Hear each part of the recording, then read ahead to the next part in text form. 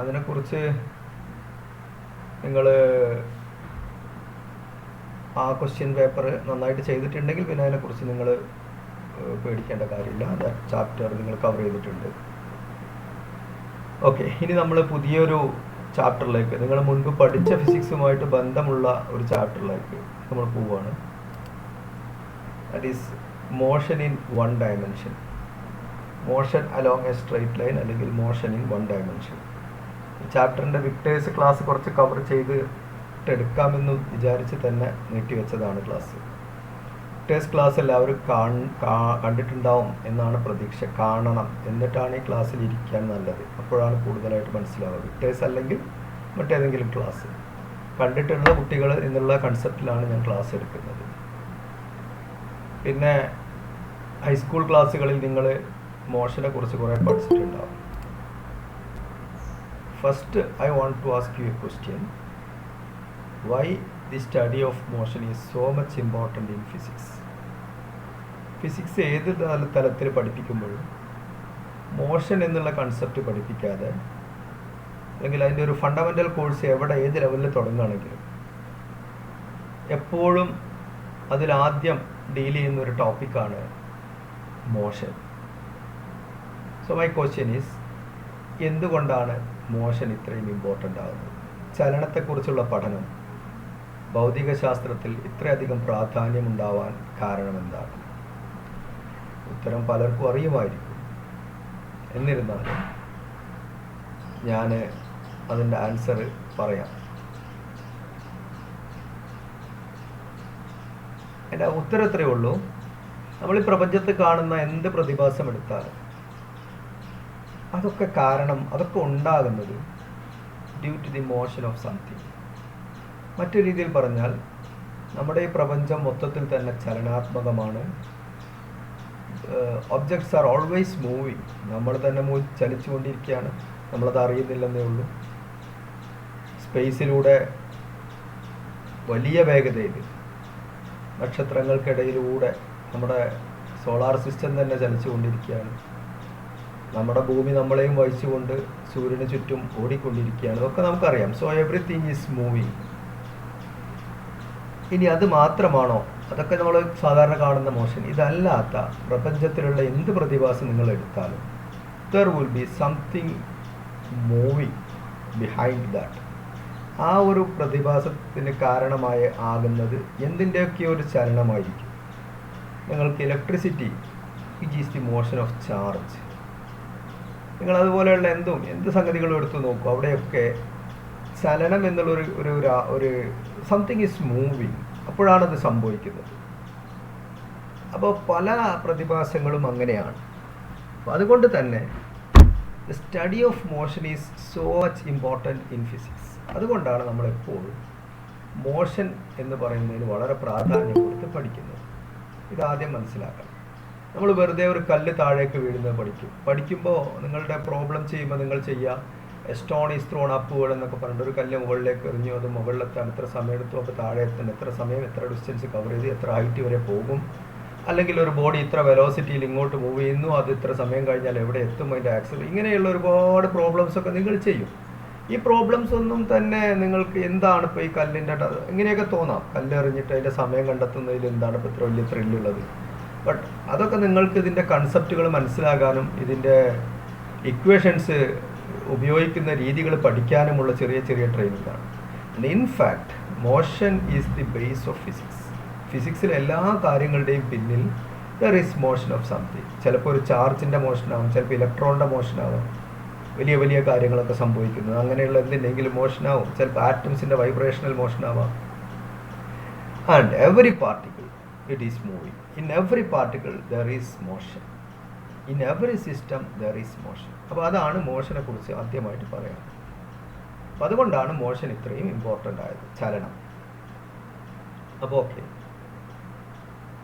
അപ്പോൾ ഇനി ഈ ചലനം എന്ന് പറയുമ്പോൾ അല്ലെങ്കിൽ മോഷൻ എന്ന് പറയുമ്പോൾ എന്താണ്, how will you define motion in physics? ഫിസിക്സിൽ മോഷൻ എങ്ങനെയാണ് ഡിഫൈൻ ചെയ്യേണ്ടത്? എങ്ങനെ ഡിഫൈൻ ചെയ്യും? നിങ്ങൾ ക്ലാസ്സൊക്കെ കേട്ടവരാണ്, അതുകൊണ്ട് നിങ്ങൾ പഠിച്ചിട്ടുണ്ട്. എപ്പോഴാണ് ഒരു വസ്തു മോഷനിലാണ് എന്ന് പറയുക എന്ന് ചോദിച്ചാൽ when its position changes with time. ഒരു വസ്തുവിൻ്റെ സ്ഥാനം സമയത്തിനനുസരിച്ച് മാറിക്കൊണ്ടിരിക്കുകയാണെങ്കിൽ നമ്മൾ പറയും ആ വസ്തു ചലിച്ചു കൊണ്ടിരിക്കുന്നു. So that is basically motion. When a body moves, that means its position changes with time. സമയത്തിനനുസരിച്ച് അതിൻ്റെ വസ്തുവിൻ്റെ പൊസിഷൻ മാറിക്കൊണ്ടിരിക്കുന്നു. ഓക്കെ, അപ്പോൾ അവിടെ രണ്ട് കാര്യങ്ങൾ ഞാൻ പറഞ്ഞു. One thing is position and the next thing is time. Time എന്ന് പറയുന്ന ആൾ വളരെ പ്രധാനപ്പെട്ടൊരു കൺസെപ്റ്റാണ്. കൺസെപ്റ്റ് അല്ല, ഒരു റിയാലിറ്റിയാണ്. സമയത്തിലാണ് എല്ലാ സംഭവങ്ങളും നടക്കുന്നത്, അല്ലേ? സമയത്തിലാണ് നമ്മളെല്ലാ കാര്യങ്ങളും സംഭവിക്കുന്നത്. അപ്പോൾ മോഷൻ സംഭവിക്കുന്നതും സമയത്തിലാണ്. സമയം നിർബന്ധമാണ് മോഷനെ കുറിച്ച് പഠിക്കണമെങ്കിൽ. സമയത്തിനനുസരിച്ച് വസ്തുവിൻ്റെ സ്ഥാനത്തിനുള്ള മാറ്റമാണ് മോഷൻ. അപ്പോൾ സമയം നിർബന്ധമാണ്. മറ്റൊന്ന് പൊസിഷനാണ്, പൊസിഷൻ്റെ മാറ്റമാണ്. So to study motion you have to measure two things. One is the position, another one is the time. അപ്പോൾ നിങ്ങൾക്ക് സമയവും വസ്തുവിൻ്റെ പൊസിഷനും അളക്കാൻ പറ്റിയാൽ മാത്രമേ നിങ്ങൾക്ക് ആ വസ്തുവിൻ്റെ ചലനത്തെക്കുറിച്ച് അല്ലെങ്കിൽ ഏത് വസ്തുവിൻ്റെ ആയാലും മോഷനെക്കുറിച്ച് പഠിക്കാൻ സാധിക്കും. അപ്പോൾ നമ്മൾ രണ്ട് കൺസെപ്റ്റുകൾ, രണ്ട് ടേംസ് പഠിച്ചു കഴിഞ്ഞു. The position and the time. പൊസിഷനും സമയവും. അപ്പോൾ പൊസിഷൻ എങ്ങനെ മെഷർ ചെയ്യാം, ടൈം എങ്ങനെ മെഷർ ചെയ്യാം? ഒരു ക്ലോക്ക് ഉണ്ടായാൽ സമയം മെഷർ ചെയ്യാം. പൊസിഷൻ നിങ്ങൾക്കറിയാം. പൊസിഷൻ മെഷർ ചെയ്യണമെങ്കിൽ U need a reference point. നിങ്ങൾക്കൊരു റെഫറൻസ് പോയിന്റ് വേണം. ഒരു പോയിന്റിന് അബൌട്ട് അല്ലെങ്കിൽ ഒരു പോയിന്റിൽ നിന്നുമേ പൊസിഷൻ അളക്കാൻ പറ്റുള്ളൂ. നിങ്ങളൊരു വസ്തുവിൻ്റെ പൊസിഷൻ ഇത്ര 10 മീറ്റർ ആണെന്ന് പറഞ്ഞാൽ ഇറ്റ് ഈസ് നോട്ട് കംപ്ലീറ്റ്. അത് ഉദ്ദേശിക്കുന്നത് ഇവിടെ നിന്നും, നിങ്ങൾ നിൽക്കുന്ന സ്ഥാനത്ത് നിന്നും ആ വസ്തു 10 മീറ്റർ അകലത്തിലാണ് എന്നായിരിക്കാം. അപ്പം നിങ്ങൾ നിൽക്കുന്ന സ്ഥാനമാണ് അവിടുത്തെ ആധാരം, അവിടുത്തെ reference point. So you need a reference point two measure the position. ഇനി റെഫറൻസ് പോയിന്റ് മാത്രം ഉണ്ടായാൽ നിങ്ങൾക്ക് പൊസിഷൻ മെഷർ ചെയ്യാൻ പറ്റുമോ? പറ്റില്ല. കാരണം നിങ്ങൾ നിൽക്കുന്ന സ്ഥലം റെഫറൻസ് പോയിന്റ് ആയിട്ട് നിങ്ങൾ സങ്കല്പിച്ചാലും അവിടെ നിന്നും 10 മീറ്റർ അകലത്തിലാണ് വസ്തു എന്ന് പറഞ്ഞാൽ 10 മീറ്റർ കിഴക്കോട്ടാകാം, തെക്കോട്ടാകാം, പടിഞ്ഞാറോട്ടാകാം, 10 മീറ്റർ മുകളിലേക്കാകാം, താഴേക്കാകാം, എനി ഡയറക്ഷൻ. ഏത് ദിശയിലാണ് ഈ 10 മീറ്റർ അകലത്തിൽ ഈ വസ്തു ഇരിക്കുന്നതെന്ന് നമുക്ക് അറിയില്ല. അപ്പോൾ അതും കൂടി ഇൻക്ലൂഡ് ചെയ്യണം. അപ്പോഴാണ് പൊസിഷൻ നിർണ്ണയിക്കപ്പെടുന്നുള്ളൂ. അപ്പോൾ അങ്ങനെ പൊസിഷൻ നിർണ്ണയിക്കാൻ you need a reference point and some other method. എന്തെങ്കിലും ഒരു പുതിയ സംവിധാനമാണ്. That arrangement to measure the position is usually referred as a coordinates axis. XYZ coordinate system നിങ്ങൾക്കറിയാം, നിങ്ങൾ മുമ്പ് പഠിച്ചിട്ടുണ്ടാവും. XYZ കോർഡിനേറ്റ് വെച്ചിട്ട് ഈ സ്പേസിലുള്ള ഏതൊരു പോയിന്റിൻ്റെയും സ്ഥാനം നമുക്ക് നിർണ്ണയിക്കാം. നിങ്ങൾക്കിപ്പോൾ ഒരു വസ്തു എക്സ് ഡയറക്ഷനിൽ എക്സ് ദിശയിൽ 10 മീറ്റർ അകലത്തിലും Y ദിശയിൽ 5 മീറ്റർ അകലത്തിലും Z ദിശയിൽ 3 മീറ്റർ അകലത്തിലുമാണെന്ന് പറഞ്ഞാൽ അത് സ്പേസിൽ എവിടെയാണെന്ന് ഇന്ന് നമുക്ക് കൃത്യമായിട്ട് മാർക്ക് ചെയ്യാൻ പറ്റും. We have 3 coordinate axis X, Y and Z. അപ്പോൾ ഇങ്ങനെ ഒരു coordinate axis, set of coordinate axis ഉണ്ടെങ്കിൽ നമ്മൾക്ക് ഒരു ഒറിജിനും ആ കോർഡിനേറ്റ് ആക്സിസ് 3ഉം കൂടി മീറ്റ് ചെയ്യുന്ന പോയിന്റാണ് സാധാരണ നമ്മൾ റെഫറൻസ് പോയിന്റ് ആയിട്ട് എടുക്കുക. That reference point is referred as origin. So you measure the position of a particle with respect to a reference point called origin, and you use a coordinate axis, a set of coordinate axis. 3 axis വേണം in general. പൊതുവായിട്ട് ഒരു വസ്തുവിൻ്റെ സ്ഥാനം പറയണമെങ്കിൽ, സ്പേസിലെ ഒരു പോയിന്റിനെ നിങ്ങൾക്ക് പറയണമെങ്കിൽ യു നീഡ് 3 വാല്യൂസ്. ഒന്ന് എക്സ് ദിശയിൽ, അപ്പോൾ നിങ്ങളെ റൂമിൻ്റെ ഒത്ത നടുവിലുള്ള ഒരു പോയിന്റ് ആണെങ്കിൽ നിങ്ങളുടെ റൂമിൻ്റെ ഒരു മൂല, ഒരു കോർണറാണ് നിങ്ങൾ ഒറിജിനായിട്ട് സങ്കല്പിക്കുന്നതെങ്കിൽ അത് ആ റൂമിൻ്റെ ഒരു 2 കോർണർ എന്ന് പറയുമ്പോൾ അവിടെ 2 ചുമരുകൾ കൂടി ചേരുന്ന സ്ഥലമാണ്. ആ 2 ചുമരിൻ്റെ ഡയറക്ഷൻസ് ഉണ്ട്, മുകളിലേക്കുള്ള ഡയറക്ഷനും ഉണ്ട്. 2 ചുമരും പരസ്പരം ലംബമാണ്, പെർപെൻഡിക്കുലർ ആണ്. ആ 2 ചുമരും കൂടി ചേരുന്ന ആ കോർണറിൽ ആ മുകളിലേക്കുള്ള ഗ്രൂവും പരസ്പരം പെർപെൻഡിക്കുലർ. ഈ 3 ലൈൻസും പരസ്പരം പെർപെൻഡിക്കുലർ ആണ്. ഇതിനെയാണ് 3 ആക്സിസ് എന്ന് നമ്മൾ സങ്കല്പിക്കുന്നത്.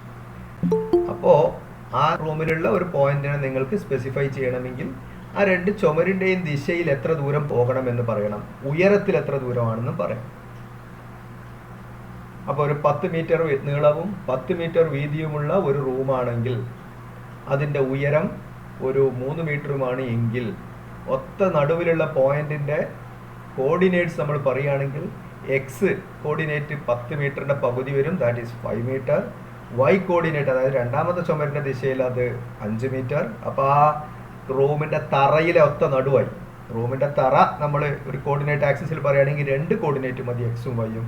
അപ്പോൾ ആ എക്സും വൈയും 10 മീറ്റർ നീളവും 10 മീറ്റർ വീതിയുമുള്ള റൂമിൻ്റെ തറയിലെ ഒത്ത നടുവിലെ പോയിന്റിൻ്റെ കോർഡിനേറ്റ് എടുക്കുകയാണെന്നുണ്ടെങ്കിൽ എക്സും വൈയും 5 വരിക. ഇനി ഒത്ത നടു എന്ന് പറയുമ്പോൾ തറയിലെ നടു പോയിന്റ് അല്ല, റൂമിൻ്റെ സ്പേസിലെ മിഡിൽ പോയിന്റ് എന്ന് പറയുമ്പോൾ തറയിലെ ആ മിഡ് പോയിന്റ് നേരെ വെർട്ടിക്കലായിട്ട് കുത്തനെ മുകളിലേക്ക് ആ സീലിംഗ് ടോപ്പ് സീലിംഗ് വരെയുള്ള അതിൻ്റെയും കൂടി മിഡിലെത്തണം. അപ്പോൾ അത് 3 മീറ്റർ ഉണ്ടാകുമ്പോൾ അതിൻ്റെ മിഡിൽ എന്ന് പറയുമ്പോൾ 1.5 മീറ്റർ. അപ്പോൾ X coordinate 5 metre, Y coordinate 5 metre, Z coordinate 1.5 മീറ്ററും എന്ന് സ്പെസിഫൈ ചെയ്താൽ ആ പോയിന്റ് എക്സാക്റ്റ് ആയിട്ട് സ്പെസിഫൈ ചെയ്യും. അതേസമയം എക്സും വൈയും മാത്രം പറഞ്ഞാൽ പോയിന്റ് കൃത്യമല്ല, സ്പേസിലുള്ള പോയിന്റാണ് പറയുന്നത്, 3 ഡയമെൻഷനിലുള്ള പോയിന്റാണ് പറയുന്നത്. അപ്പോൾ നിങ്ങൾക്ക് ഏതൊരു പോയിന്റിൻ്റെയും ലൊക്കേഷൻ ഐഡൻറ്റിഫൈ ചെയ്യണമെങ്കിൽ, അത് എവിടെയാണെന്ന് ഐഡൻറ്റിഫൈ ചെയ്യണമെങ്കിൽ you need 3 coordinates in space. ആ 3 കോർഡിനേറ്റുകൾ റെപ്രസെൻ്റ് ചെയ്യുന്ന ഡയറക്ഷൻസിനെ 3 കോർഡിനേറ്റ് ആക്സിസ് എന്ന് നമ്മൾ പറയും. നമ്മൾ എക്സ് വൈ സെഡ് കോർഡിനേറ്റ് സിസ്റ്റമാണ് സാധാരണ നമ്മൾ ഉപയോഗിക്കുക. അതിന് നമ്മൾ കാർട്ടീഷ്യൻ കോർഡിനേറ്റ്സ് എന്ന് പറയും.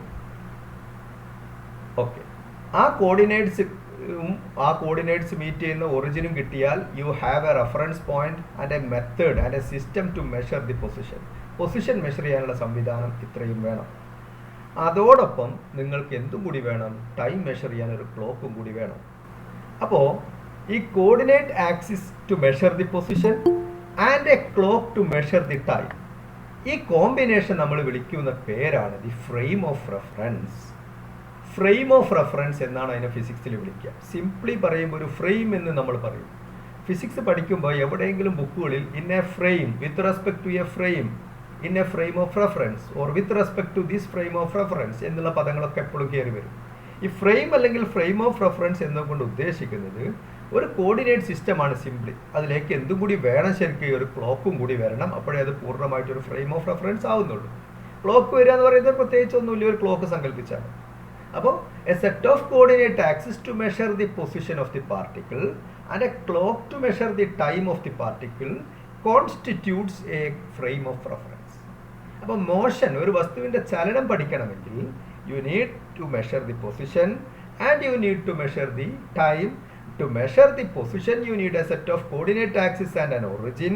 To measure the time you need a clock, and that set of coordinate axis plus that clock is commonly referred as frame of reference.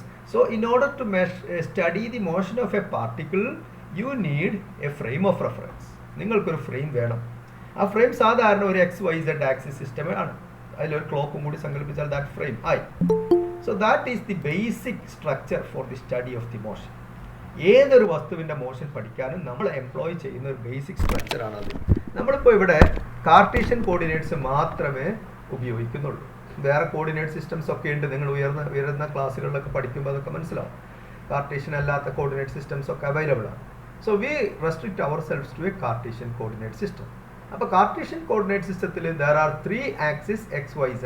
അപ്പോൾ ഏതൊരു പോയിന്റിനെയും ഏതൊരു ലൊക്കേഷനെയും നമ്മൾക്ക് അവിടെ സ്പെസിഫൈ ചെയ്യണമെങ്കിൽ, അതിൻ്റെ പൊസിഷൻ സ്പെസിഫൈ ചെയ്യണമെങ്കിൽ 3 വാല്യൂസ് പറയണം. ഒന്ന് എക്സ് ഡയറക്ഷനിലുള്ള എത്രയാണ് അതിൻ്റെ കോർഡിനേറ്റ്, ആൻഡ് വൈ ഡയറക്ഷനിലുള്ള കോർഡിനേറ്റ് വാല്യൂ എത്രയാണ്, ഇസഡ് ഡയറക്ഷനിലുള്ള കോർഡിനേറ്റ് വാല്യൂ എത്രയാണ്, ഇത് 3 പറയണം. So this is in general how to specify the position of a point in 3 dimensional space. അപ്പോൾ അതാ ഇനി ഞാൻ സ്ക്രീൻ മോഡിലേക്ക് പോവുകയാണ്. അപ്പോൾ നിങ്ങൾ ശ്രദ്ധിക്കുക, സ്ക്രീൻ ഷെയറിംഗ് മോഡിലേക്ക് പോവുകയാണ്. എല്ലാവരും റെക്കോർഡ് ആവശ്യപ്പെടുന്നുണ്ട്. ഈ ക്ലാസ്സിൻ്റെ ഒരു പ്രശ്നം എന്ന് വെച്ചാൽ പറഞ്ഞത്, നമ്മളെ സ്കൂള് ഗൂഗിൾ മീറ്റിൻ്റെ പെയ്ഡ് വേർഷൻ പർച്ചേസ് ചെയ്തിരുന്നു. അതുകൊണ്ടായിരുന്നു ഇത്രയും കാലം റെക്കോർഡ് ചെയ്യാൻ പറ്റിയത്. സെക്കൻഡ് ക്ലാസ്സിൻ്റെ റെഗുലർ ക്ലാസ് തുടങ്ങിയതോടുകൂടി അങ്ങനെ ആ പർച്ചേസ് അതിൻ്റെ ആ ഒരു പേയ്മെൻറ്റ് നിർത്തി. അതുകൊണ്ട് ഇപ്പോൾ മുതൽ ഇത് റെക്കോർഡ് ചെയ്യാൻ സാധ്യതയില്ല. പക്ഷെ നിങ്ങൾക്ക് വേണമെങ്കിൽ ലാപ്പിൽ ചെയ്യുന്ന കുട്ടികൾക്ക് സ്ക്രീൻ റെക്കോർഡർ പോലെയുള്ള ആപ്പ് ഉപയോഗിച്ച് യു ക്യാൻ റെക്കോർഡ്. ഞാനും ഒരു ആപ്പ് ഉപയോഗിച്ച് റെക്കോർഡ് ചെയ്യാൻ ശ്രമിക്കുന്നുണ്ട്. എൻ്റെ ലാപ്പിലൊരു സോഫ്റ്റ്വെയർ ഉപയോഗിച്ച് ഫോക്കസ് സ്ക്രീൻ ഉപയോഗിച്ച് ഇത് റെക്കോർഡ് ചെയ്യാൻ വേണ്ടി കൊടുത്തിട്ടുണ്ട്. അത് വിജയിക്കുമോ എന്ന് എനിക്കറിയില്ല. ആ ആപ്പ് ചെയ്യുക, മൊത്തം സ്ക്രീനിൽ വരുന്ന എല്ലാ കാര്യങ്ങളും വിത്ത് സൗണ്ട് റെക്കോർഡ് ചെയ്യുന്ന ആപ്പ് നിങ്ങൾക്ക് അറിയാൻ പറ്റും. നിങ്ങൾക്ക് വേണ്ടല്ലോ സ്ക്രീൻ റെക്കോർഡേഴ്സ്. അങ്ങനെയുള്ള ഉപകരണങ്ങളുടെ ഒരു സ്ക്രീൻ റെക്കോർഡ് ഉപയോഗിച്ച് ഞാൻ റെക്കോർഡ് കൊടുത്തിട്ടുണ്ട്. എൻ്റെ സിസ്റ്റത്തിൽ അത് റെക്കോർഡ് ആവുകയാണെങ്കിൽ അത് ഞാൻ ഡ്രൈവിൽ കയറ്റിയിട്ട് നിങ്ങൾക്ക് ലിങ്ക് പിന്നീട് കാണാൻ തരുന്നു. നിർഭാഗ്യവശാൽ നമ്മുടെ സ്കൂളിൽ ഇപ്പോൾ ഗൂഗിൾ മീറ്റ് ഡയറക്റ്റ് റെക്കോർഡ് ചെയ്യാനുള്ള സംവിധാനം നമുക്കില്ല.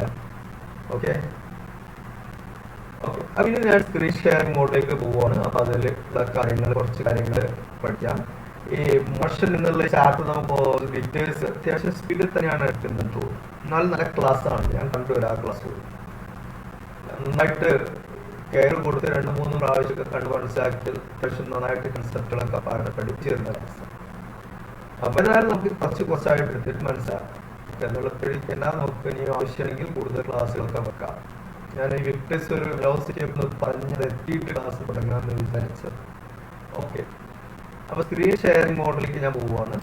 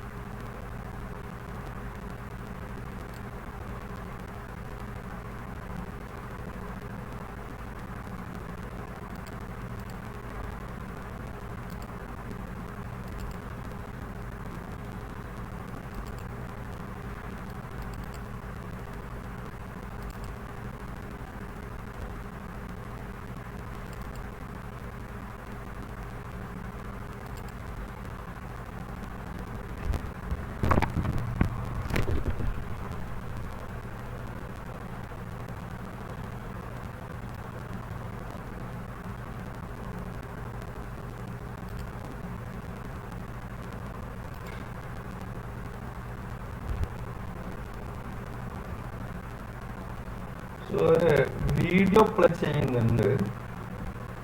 നിങ്ങൾക്ക് കാണാൻ പറ്റുമോ എന്ന് എനിക്കറിയില്ല. സൗണ്ടൊക്കെ കിട്ടുമെന്ന് എനിക്കറിയില്ല. കുറച്ചു നേരം ഞാൻ അത് പ്ലേ ചെയ്യാം. എന്നിട്ട് നിങ്ങൾക്ക് എൻ്റെ സൗണ്ട് കിട്ടുന്നുണ്ടെങ്കിൽ നിങ്ങൾ പറയാം.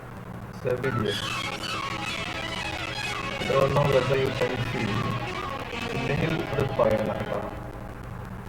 പഴയ മലയാള സിനിമയിലെ രംഗങ്ങളാണ്. സൗണ്ട് ചിലപ്പോൾ കിട്ടുന്നില്ല. കിട്ടുന്നെങ്കിൽ പറയണത് കണ്ടിട്ടില്ല.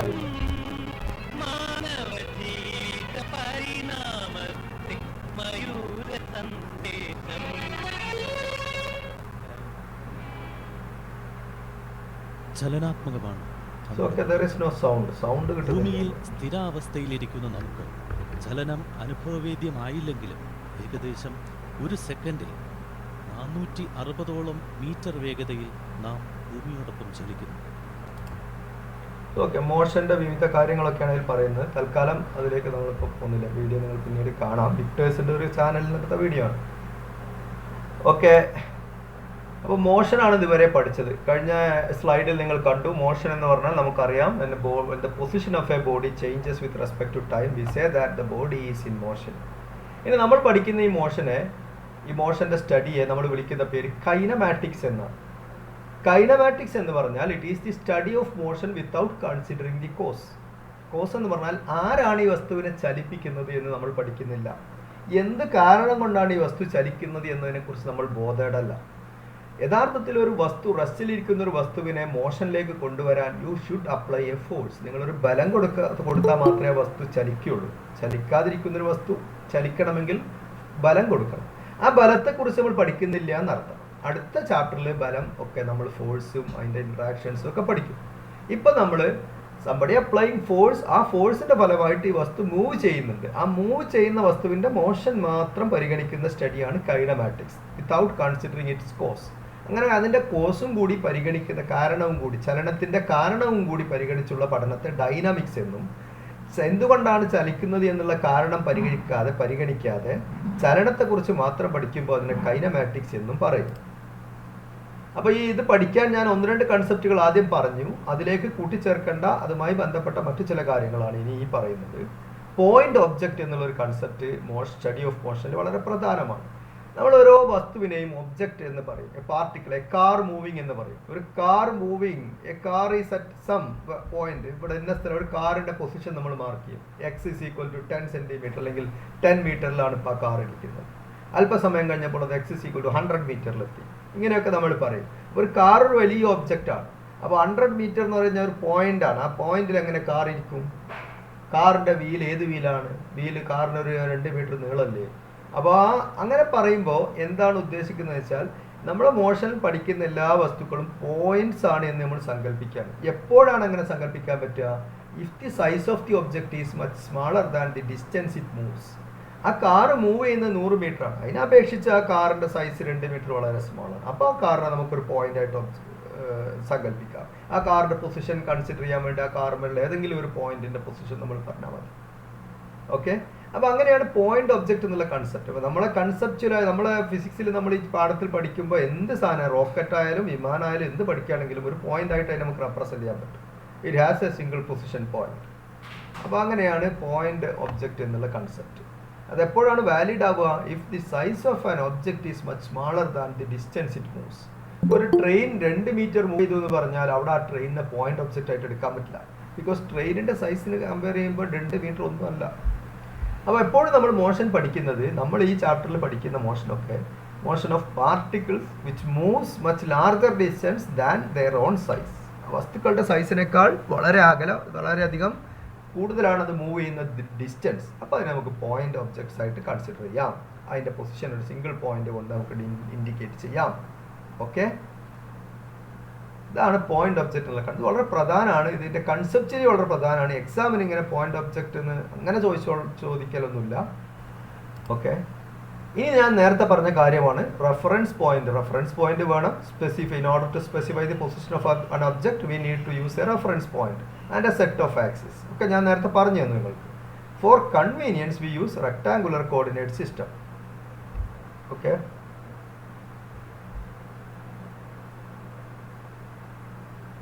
for convenience we use rectangular coordinate system, xyz coordinate system as a set of axes and the point of intersection of the 3 axes as origin. ഇതൊക്കെ ഞാൻ പറഞ്ഞു. ആ ഒറിജിൻ ആണ് നമ്മൾ റെഫറൻസ് പോയിന്റ് ആയിട്ട് എടുക്കുക. A coordinate system to specify the position of an object together with a clock to measure the time constitutes a frame of reference or simply a frame. ഇതാണ് frame of reference. അതും ഞാൻ പറഞ്ഞു. To study motion we need a frame of reference. അപ്പോൾ ഇനി frame of reference എന്ന് പറയുന്ന പദം കേട്ട് ആരും പേടിക്കരുത്. അതെന്താണെന്ന് മനസ്സിലാക്കാം.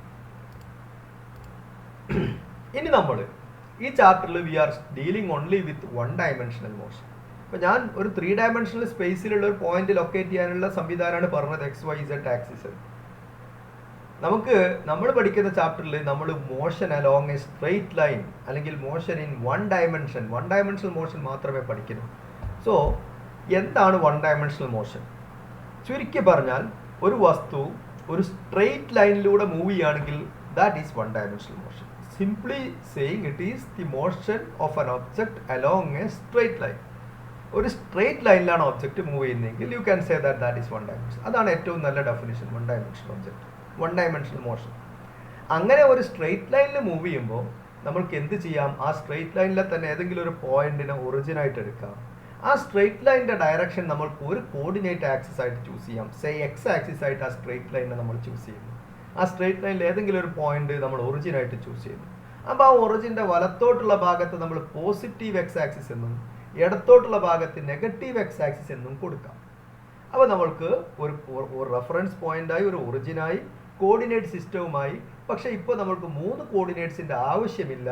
Because our object is moving along a straight line. ഒരു സ്ട്രെയിറ്റ് ലൈനിൽ നേർരേഖയിൽ ഇങ്ങനെ സഞ്ചരിക്കായതുകൊണ്ട് അതിൻ്റെ Y കോർഡിനേറ്റോ Z കോർഡിനേറ്റോ ഒന്നും മാറൂല.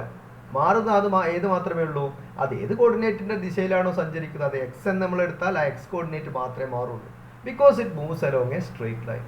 പക്ഷേ ഒരു ഗ്രൗണ്ടിലൂടെ മൂവ് ചെയ്യുന്ന ഒരു ഗ്രൗണ്ടിൽ ഇങ്ങനെ മൂവ് ചെയ്യുന്ന ഒരു ബൈക്കിനെ സംബന്ധിച്ച് അതൊരു സ്ട്രെയിറ്റ് ലൈൻ മോഷൻ അല്ല. അതുകൊണ്ട് തന്നെ അത് 1 ഡയമെൻഷണൽ മോഷനും അല്ല, അത് 2 ഡയമെൻഷണൽ മോഷനാണ്. ഇനി ഒരു പറക്കുന്ന പക്ഷി പറക്കുമ്പോൾ അത് അതിൻ്റെ ഹൈറ്റും ലെങ്ത്തും അങ്ങോട്ടുള്ള എക്സും വൈ ഇസഡ് ഒക്കെ മാറും. അതൊരു 3 ഡയമെൻഷണൽ മോഷൻ എക്സാമ്പിളാണ്. ഫ്ലൈയിങ് ബേർഡ്, എയ്റോപ്ലെയിൻ്റെ മോഷൻ, ഇതൊക്കെ 3 ഡയമെൻഷണൽ മോഷനാണ്. 2 ഡയമെൻഷണൽ മോഷനാണ് ഇപ്പോൾ ഈ പറഞ്ഞ പോലെ ബൈക്ക് ഇങ്ങനെ ഗ്രൗണ്ടിലൂടെ മൂവ് ചെയ്യുന്നു, ഒരു ചുമരുമ്പിലൂടെ ഒരു ഇൻസെക്ട് ഇങ്ങനെ പോകുന്നു, ഒരു പ്രാണി ഇങ്ങനെ എഴഞ്ഞു പോകുന്നു, ഒരു ഉറുമ്പ് ഇങ്ങനെ ഒരു ചുമരിലൂടെ പോകുന്നു, അതൊരു 2 ഡയമെൻഷണൽ മോഷനാണ്. അതേപോലെ നമ്മളുടെ പ്ലാനറ്റ്സിൻ്റെ മോഷൻ 2 ഡയമെൻഷണൽ മോഷനാണ്. Around the sun, planetary motion solar സിസ്റ്റത്തിൽ 2 ഡയമെൻഷണൽ മോഷനാണ്. ഇങ്ങനെയൊക്കെയുള്ള മോഷൻസ് പ്രപഞ്ചത്തിലുണ്ട്. ഒരു കല്ല് നമ്മൾ ഹൈറ്റിൽ നിന്ന് ഡ്രോപ്പ് ചെയ്താൽ നേരെ താഴേക്ക് വീഴും. ആ നേരെ താഴേക്കുള്ള വീഴ്ചയിൽ ആ കല്ലിൻ്റെ motion along a straight line ആണ്. അത് 1 ഡയമെൻഷണൽ മോഷനാണ്. അപ്പോൾ 1 ഡയമെൻഷണൽ മോഷൻ എക്സാമ്പിളും 2 ഡയമെൻഷണൽ മോഷൻ എക്സാമ്പിളും ഒക്കെ നിങ്ങൾക്ക് പഠിക്കാൻ പറ്റണം. അപ്പോൾ നമ്മളിതിൽ 1 ഡയമെൻഷണൽ മോഷനെ കുറിച്ച് മാത്രമേ പറയുന്നു. നോക്കുക, it is the motion of an object along a straight line. പിന്നെന്താണ് അതിൻ്റെ സവിശേഷതകൾ? Only 1 coordinate is required to specify the position of a body. അപ്പോൾ 1 ഡയമെൻഷണൽ മോഷൻ എക്സിക്യൂട്ട് ചെയ്യുന്ന, 1 ഡയമെൻഷണൽ മോഷൻ നടത്തുന്ന ഒരു ബോഡി, ഒരു വസ്തു അപ്പോൾ ഒരു സ്ട്രെയിറ്റ് ലൈനിൽ ഇങ്ങനെ മൂവ് ചെയ്യുകയാണെങ്കിൽ അതിൻ്റെ പൊസിഷൻ പറയാൻ ഒരു കോർഡിനേറ്റ് മതി. നമുക്ക് എക്സ് കോർഡിനേറ്റ് മതി. വൈയും ഇസഡും ഒന്നും മാറുന്നില്ലല്ലോ. ആ സ്ട്രെയിറ്റ് ലൈൻ, ആ മൂവ് ചെയ്യുന്ന സ്ട്രെയിറ്റ് ലൈൻ ഡയറക്ഷൻ നമുക്ക് എക്സ് ആക്സിസ് ആയിട്ടാണ് സങ്കല്പിച്ചാൽ മതി. നോക്കുക, നിങ്ങൾ X Y Z axis choose ചെയ്യുമ്പോൾ ആദ്യത്തെ എക്സ് ആക്സിസ് അല്ലെങ്കിൽ ഏതെങ്കിലും ഫസ്റ്റ് ആക്സിസ് നിങ്ങൾക്ക് ഇഷ്ടമുള്ള ഡയറക്ഷനിൽ ചൂസ് ചെയ്യാം. സെക്കൻഡ് ആക്സിസ് നിങ്ങൾക്ക് ചൂസ് ചെയ്യാൻ പല ഡയറക്ഷനും പോസിബിൾ ആണ്. ഒരൊറ്റ കണ്ടീഷനുള്ള ഒന്നാമത്തേന് പെർപെൻഡിക്കുലർ ആയിരിക്കണം. തേർഡ് ആക്സിസ് വരുമ്പോൾ പിന്നെ ഈ രണ്ടിന് പെർപെൻഡിക്കുലർ ആയിരിക്കണം. അപ്പോൾ പിന്നെ ഒരുപാട് പോസിബിലിറ്റീസ് അവിടെ ഇല്ല. അതാണ് അതിൻ്റെ പ്രത്യേകത. അപ്പോൾ ആദ്യത്തെ ആക്സിസ് എക്സ്, ഒരു സിംഗിൾ ആക്സിസ് ഉള്ളെങ്കിൽ അത് ഏത് ഡയറക്ഷനിൽ നമുക്ക് വരയ്ക്കാം. അപ്പോൾ നമ്മൾ ഈ വസ്തു സ്ട്രെയിറ്റ് ലൈനിൽ മൂവ് ചെയ്യുന്നതുകൊണ്ട് ആ വസ്തു മൂവ് ചെയ്യുന്ന സ്ട്രെയിറ്റ് ലൈൻ ഏതാണോ ആ ഡയറക്ഷൻ നമ്മുടെ എക്സ് ഡയറക്ഷനായിട്ട് അങ്ങനെ അസ്യൂം ചെയ്യും. That is our X axis. ഇനി അതിലൊരു പോയിന്റ് നമ്മൾ ഒറിജിനായിട്ട് എടുത്താൽ നമുക്ക് എന്ത് ചെയ്യാം? അതിൻ്റെ വലത്തോട്ട് പോസിറ്റീവ് എന്ന് പറയാം, ഇടത്തോട്ട് നെഗറ്റീവ് എന്ന് പറയും. അപ്പോൾ മറ്റൊരു കാര്യം, അങ്ങനെ സ്ട്രെയിറ്റ് ലൈനിൽ മൂവ് ചെയ്യുന്നതുകൊണ്ട് ആ ഒബ്ജക്റ്റിന് 2 ഡയറക്ഷൻസേ പോസിബിൾ ആവുള്ളൂ. ഒന്ന് ഒറിജിനിൽ നിന്ന് വലത്തോട്ടുള്ള ദിശയിൽ അത് മൂവ് ചെയ്യാം, അല്ലെങ്കിൽ അതിൻ്റെ എതിർദിശ, അല്ലെങ്കിൽ അതിൻ്റെ എതിർദിശയിൽ മൂവ് ചെയ്യാം. അപ്പോൾ 1 ഡയമെൻഷണൽ മോഷനിൽ മൂവ് ചെയ്യുന്ന വസ്തുവിന് 2 ദിശകളെ സാധ്യമായിട്ടുള്ളൂ, 2 ഡയറക്ഷനെ പോസിബിൾ ആവുള്ളൂ. ഒന്നൊരു ഡയറക്ഷൻ നമ്മൾ പോസിറ്റീവായിട്ട് എടുത്താൽ ഓട്ടോമാറ്റിക്കലി ഇത് opposite direction will be the negative direction. അപ്പോൾ 2 ഡയറക്ഷൻ നമ്മൾ 1 ഡയമെൻഷണൽ മോഷനിൽ ചൂസ് ചെയ്യാൻ പോസിറ്റീവ് ആൻഡ് നെഗറ്റീവ് സൈൻസ് ആണ് ഉപയോഗിക്കുക. ഇപ്പോൾ ഒറിജിൻ്റെ വലത് ഭാഗത്തേക്ക് പോസിറ്റീവ് എക്സ് ആക്സിസ് ആയിട്ട് എടുത്താൽ ഒറിജിൻ്റെ ലെഫ്റ്റ് സൈഡിലേക്ക് നമ്മൾ എന്തെടുക്കണം? നെഗറ്റീവ് എക്സ് ആയിട്ട് എടുക്കണം. അപ്പോൾ ഒറിജിനിൽ നിന്നും ലെഫ്റ്റ് സൈഡിലേക്ക് മൂവ് ചെയ്യുന്ന വസ്തുക്കൾക്കൊക്കെ വെലോസിറ്റിയും പൊസിഷനും ഒക്കെ നെഗറ്റീവ് ആയിരിക്കും. ഒറിജിനിൽ നിന്നും വലത്തോട്ട് മൂവ് ചെയ്യുമ്പോൾ അത് പോസിറ്റീവ് ആയിരിക്കും, പൊസിഷൻസ് ഒക്കെ പോസിറ്റീവ് ആയിരിക്കും. ഇതാണ് 1 ഡയമെൻഷണൽ മോഷനിൽ നമ്മൾ ഇങ്ങനെയാണ് പൊസിഷൻ കണക്കാക്കുക. ഇത് അതിൻ്റെ ഒരു രേഖാചിത്രം നിങ്ങൾക്ക് ഈസി ആയിട്ട് മനസ്സിലാക്കാം. ഒരു സ്ട്രെയിറ്റ് ലൈൻ വരച്ചിട്ടുണ്ട്. ഇവിടെ ഞാൻ ഒറിജിൻ ചൂസ് ചെയ്തു. ഓ എന്ന് പറയുന്ന എൻ്റെ ഒറിജിൻ എനിക്ക് ഇഷ്ടമുള്ളത് ചൂസ് ചെയ്യാം. I choose it here. അപ്പോൾ ഇവിടെ ഞാൻ ഓ എന്ന് പറയുന്ന ഈ പോയിന്റിന് ഒറിജിനായിട്ട് ചൂസ് ചെയ്തു. ഇതിൻ്റെ ഇങ്ങോട്ടുള്ള പോയിന്റിലൊക്കെയുള്ള പൊസിഷൻസ് ഒക്കെ നെഗറ്റീവ് നമ്പേഴ്സായിട്ട് റെപ്രസെൻറ്റ് ചെയ്യും. ഓയുടെ വലത്തോട്ടുള്ള ഭാഗത്തുള്ള പൊസിഷൻസ് ഒക്കെ പോയിന്റ്സ് ഒക്കെ തന്നെ പോസിറ്റീവ് നമ്പേഴ്സായിട്ട് ഞാൻ റെപ്രസെൻറ്റ് ചെയ്യും. ഞാനൊരു സ്കെയിൽ കൊടുത്തിട്ട് ഇങ്ങനെ ഇതിൽ മാർക്ക് ചെയ്തിട്ടുണ്ട്. ഈ ദൂരം 40 മീറ്റർ ആണ്, ഇവിടെ 80 മീറ്റർ ആണ്, 120, ഇങ്ങനെ ഇടയ്ക്കിടയ്ക്ക് ഓരോ പൊസിഷനിലേക്കുള്ള ദൂരം നമ്മൾ മാർക്ക് ചെയ്ത് വെച്ചിട്ടുണ്ട്. അപ്പോൾ ഇങ്ങനെയാണ് 1 ഡയമെൻഷണൽ മോഷനിൽ പഠിക്കുക. അപ്പോൾ ഇതിൽ ഈ ഒരു ഒബ്ജക്റ്റിലുള്ള മോഷന് ആകെയുള്ള സാധ്യത ഒന്നുകിൽ അത് ഈ ഡയറക്ഷനിൽ മൂവ് ചെയ്യാം, അല്ലെങ്കിൽ അത് ഈ ഓപ്പോസിറ്റ് ഡയറക്ഷനിൽ മൂവ് ചെയ്യാം. ഇങ്ങനെ 2 ഡയറക്ഷനിൽ മൂവ് ചെയ്യാൻ പറ്റും. ഓക്കെ, ഇതാണ് പിന്നെ 1 ഡയമെൻഷണൽ മോഷനിൽ നമ്മൾ പൊസിഷൻ ഒറിജിനായിട്ട് എടുക്കുന്നത് ഇങ്ങനെ ഒരു റെഫറൻസ് പോയിന്റ് ആണ്. And only 1 coordinate axis. Here it is chosen as the X axis. ഇങ്ങോട്ട് പ്ലസ് എക്സ് ആയിട്ടും ഇങ്ങോട്ട് മൈനസ് എക്സ് ആയിട്ടും വരും. ഇതാണ് 1 ഡയമെൻഷണൽ മോഷൻ. ഇതിലിങ്ങനെ മൂവ് ചെയ്യുന്നതാണ് 1 ഡയമെൻഷണൽ മോഷൻ. ഓക്കെ, ഇനി നോക്കാം പൊസിഷൻ എങ്ങനെ കണക്കാക്കുക എന്നുള്ള. ഇത് പറയുന്നതിന് മുമ്പ് ഒരൊറ്റ കാര്യമുണ്ട്. ഞാൻ നിങ്ങൾക്ക് ചില മോഷൻസ് കാണിച്ചു തരാം. 1 ഡയമെൻഷനിലാണോ 2 ഡയമെൻഷനിലാണോ എന്നൊക്കെ ഒന്ന് സ്പെസിഫൈ ചെയ്യിക്കാൻ വേണ്ടിയിട്ടാണ് ഞാൻ മറ്റൊരു ഇതിലേക്ക് പോവാണ്. Screen sharing, where is it? Yes, ഇതൊരു ജിയോജിബ്രയിലുള്ള ഒരു ആപ്പാണ്. ഒരു വസ്തു മൂവ് ചെയ്യുന്ന വ്യത്യസ്ത ടിപ്പിക്കൽ ഒബ്ജക്ട്സ് ഇങ്ങനെ മൂവ് ചെയ്യുന്നത് നിങ്ങളെ കാണിക്കുകയാണ്. നിങ്ങൾക്ക് മനസ്സിലാക്കാൻ വേണ്ടിയിട്ട് 1 ഡയമെൻഷണൽ മോഷൻ എങ്ങനെയൊക്കെ വരാം എപ്പോഴാണ് വൺ ഡയമെൻഷണൽ മോഷൻ അല്ലാതെയാവുക? ഇതിൽ കാണുന്ന ഓരോ വൺ ഡയമെൻഷണൽ മോഷൻ്റെയും പ്രത്യേകതകൾ എന്തൊക്കെയാണ് എന്നൊക്കെ നോക്കാം, ജസ്റ്റ് സിമ്പിളായിട്ട്. അപ്പോൾ നോക്കുക, ഇവിടെ ഒരു നീല ബോൾ കാണുന്നുണ്ട് ഈ കോർണറിൽ. ഈ ബോൾ ഇപ്പോൾ മൂവ് ചെയ്യും. സ്റ്റാർട്ട് കൊടുത്താൽ അത് മൂവ് ചെയ്യും. So let it moves along Y axis. ഇവിടെ വൈ ആക്സിസിലാണ് മൂവ് ചെയ്യുന്നത്. ഏതായാലും moves along a straight line. Okay, അപ്പോൾ മോഷൻ കണ്ടല്ലോ. This is that motion. Once again it moves along the Y axis. അപ്പോൾ ആ ബോളിന്റെ മോഷൻ, ആ നീല ബോളിന്റെ മോഷൻ നിങ്ങൾ കണ്ടു. അത് മുകളിലേക്ക് അങ്ങനെ മൂവ് ചെയ്യുന്നു. അലോങ് എ സ്ട്രെയിറ്റ് ലൈൻ ആണ്. മറ്റെന്തെങ്കിലും അതിനെക്കുറിച്ച് നിങ്ങൾക്ക് പറയാൻ കഴിയുമോ? ഒരു കാര്യം നിങ്ങൾ ശ്രദ്ധിച്ചിട്ടുണ്ടോ എന്ന് എനിക്കറിയില്ല, അത് മൂവ് ചെയ്യുമ്പോൾ ഒരേപോലെയാണ്. അതായത് 1 എന്ന് പറയുന്ന പൊസിഷനിലെത്താനും 2-ലെത്താനും 3-ലെത്താനും ഒക്കെ ഇങ്ങനെ കൃത്യസമയമാണ് അത് എടുത്തിട്ടുള്ളത്. മറ്റൊരു രീതിയിൽ പറഞ്ഞാൽ അതൊരു ഒരേ വേഗതയിൽ ഇങ്ങനെ സഞ്ചരിച്ചുകൊണ്ടിരിക്കും ആ object along a straight line. ഇത് ഈ വൈ എന്ന ആക്സിസിന് അലോങ് ആയിട്ട് സഞ്ചരിക്കും. So that is A one dimensional motion. ഇത് നമുക്ക് മറ്റൊരു ഒബ്ജക്റ്റ് എടുക്കാം, വേറൊരു ഒബ്ജക്റ്റ്. ഈ യെല്ലോ ബോളിന്റെ മോഷൻ ഒന്ന് പഠിക്കാം. യെല്ലോ ബോൾ ഇതാ മൂവ് ചെയ്യും.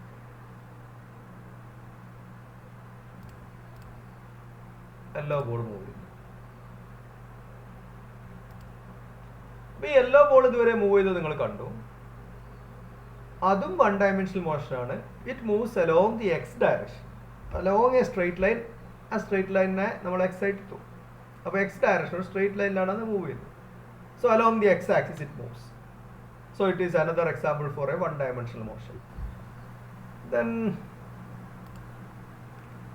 നമുക്ക് വേറൊരു ഒബ്ജക്റ്റ് നോക്കാം, ഒരു ബ്രൗൺ ബോൾ. ഈ ബ്രൗൺ ബോളിന്റെ മോഷൻ ഒന്ന് പഠിക്കാം. സ്റ്റാർട്ട്സ്.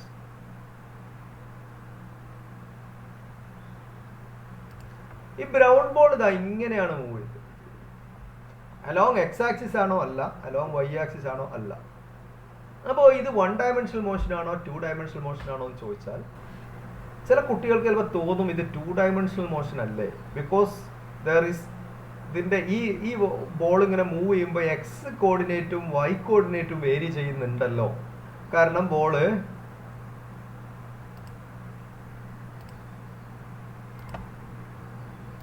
ഇപ്പൊ ഏകദേശം 3 സംതിങ് ആണ് ഇതിന്റെ വൈ കോർഡിനേറ്റ്.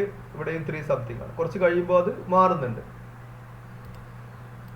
വീണ്ടും കൂടി. അപ്പോൾ ഇതിന്റെ എക്സ് കോർഡിനേറ്റും വൈ കോർഡിനേറ്റും മാറുന്നുണ്ട്. അതുകൊണ്ട് ഇത് 2 ഡയമെൻഷണൽ മോഷൻ അല്ലേ 1 ഡയമെൻഷണൽ മോഷൻ ആണോ എന്ന് സംശയിക്കാം. അല്ല, ഇത് 2 ഡയമെൻഷണൽ മോഷൻ ആണ്. കാരണം ഇത് മൂവ് ചെയ്യുന്നത് ഇങ്ങനെയുള്ള ഒരു സ്ട്രെയിറ്റ് ലൈനിലാണ്. ഇവിടെ നിന്ന് ഇതിന്റെ പാത്ത് നമ്മൾ പ്ലോട്ട് ചെയ്യുകയാണെന്നുണ്ടെങ്കിൽ ഒരു സ്ട്രെയിറ്റ് ലൈനാണ് കിട്ടുക. ആ മോഷൻ നിങ്ങൾ ശ്രദ്ധിച്ചാൽ മതി. ഇവിടെ നിന്ന് ഇങ്ങനെ 45 ഡിഗ്രിയിൽ വരച്ച ഒരു കറക്റ്റ് സ്ട്രെയിറ്റ് ലൈനിലാണ് ആ പാത്ത് വരിക. ഓക്കെ, അപ്പോൾ ഇത് മൂവ് ചെയ്യുന്നത് സ്ട്രെയിറ്റ് ലൈൻ പാത്തിലാണ്.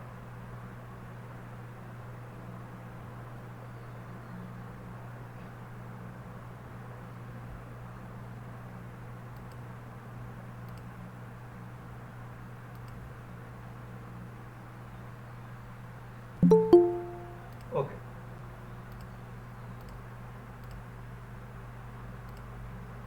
അപ്പോൾ ഞാൻ പറഞ്ഞത് ഇതൊരു അലോങ് എ സ്ട്രെയിറ്റ് ലൈൻ ആയതുകൊണ്ട് തന്നെ ഈ ബ്രൗൺ ബോൾ മൂവ് ചെയ്യുന്നതും അലോങ് എ സ്ട്രെയിറ്റ് ലൈൻ ആണ്. സ്ട്രെയിറ്റ് ലൈൻ എന്ന് പറഞ്ഞാൽ എക്സ് ഡയറക്ഷനിൽ എക്സ് ആക്സിസിന്റെ അലോങ് വൈ ആക്സിസിന്റെ അലോങ് എന്ന് ആവണമെന്നില്ല. ഒരു ഡയറക്ഷനിൽ ഒരു എനി സ്ട്രെയിറ്റ് ലൈൻ, ഏത് സ്ട്രെയിറ്റ് ലൈനിൽ മൂവ് ചെയ്താലും.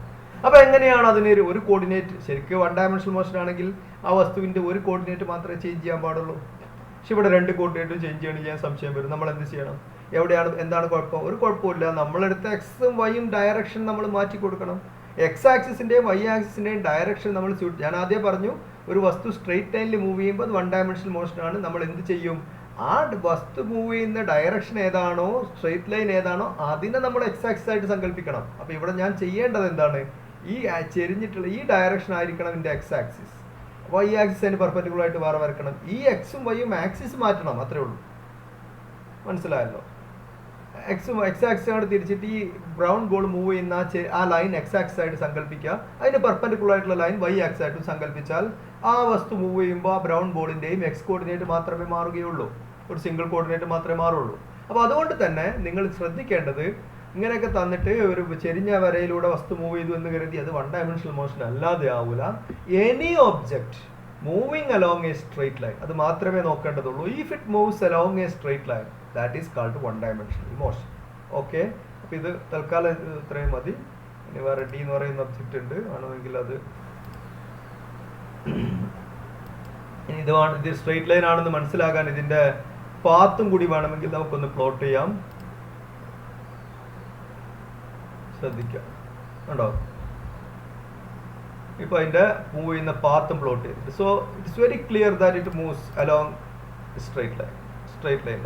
ഈ ലൈൻ ആയിരിക്കണം നമ്മുടെ, ഈ ലൈൻ എക്സ് ആക്സിസ് ആയിട്ടാണ് ചൂസ് ചെയ്താൽ മതി. This is our X direction. നമുക്ക് ഒരൊറ്റ ആക്സിസ് മതിയല്ലോ, വൈ ആക്സിസ് എടുക്കുകയും കൂടി വേണ്ട നമുക്ക് വൺ ഡയമെൻഷണൽ മോഷൻ പഠിക്കാൻ. ആ ആക്സിസ് ഈ ഡയറക്ഷനിൽ ചൂസ് ചെയ്യുന്നതിന് ഒരു കുഴപ്പമില്ല. X axis can be along any direction. അപ്പോൾ അങ്ങനെ ചൂസ് ചെയ്താൽ ഇതിന്റെ എക്സ് കോർഡിനേറ്റ് മാത്രമേ മാറുകയുള്ളൂ. അപ്പോൾ any object moving along a straight line moves in one dimension എന്നുള്ളത് ഒരിക്കൽ കൂടി മനസ്സിലുറപ്പിക്കുക. ഓക്കെ,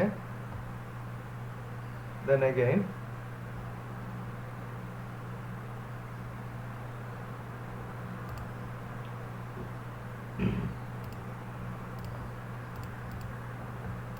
അപ്പോൾ ഇതാണ് നമ്മൾ പറഞ്ഞു നിർത്തിയത് ഇവിടെയാണ്.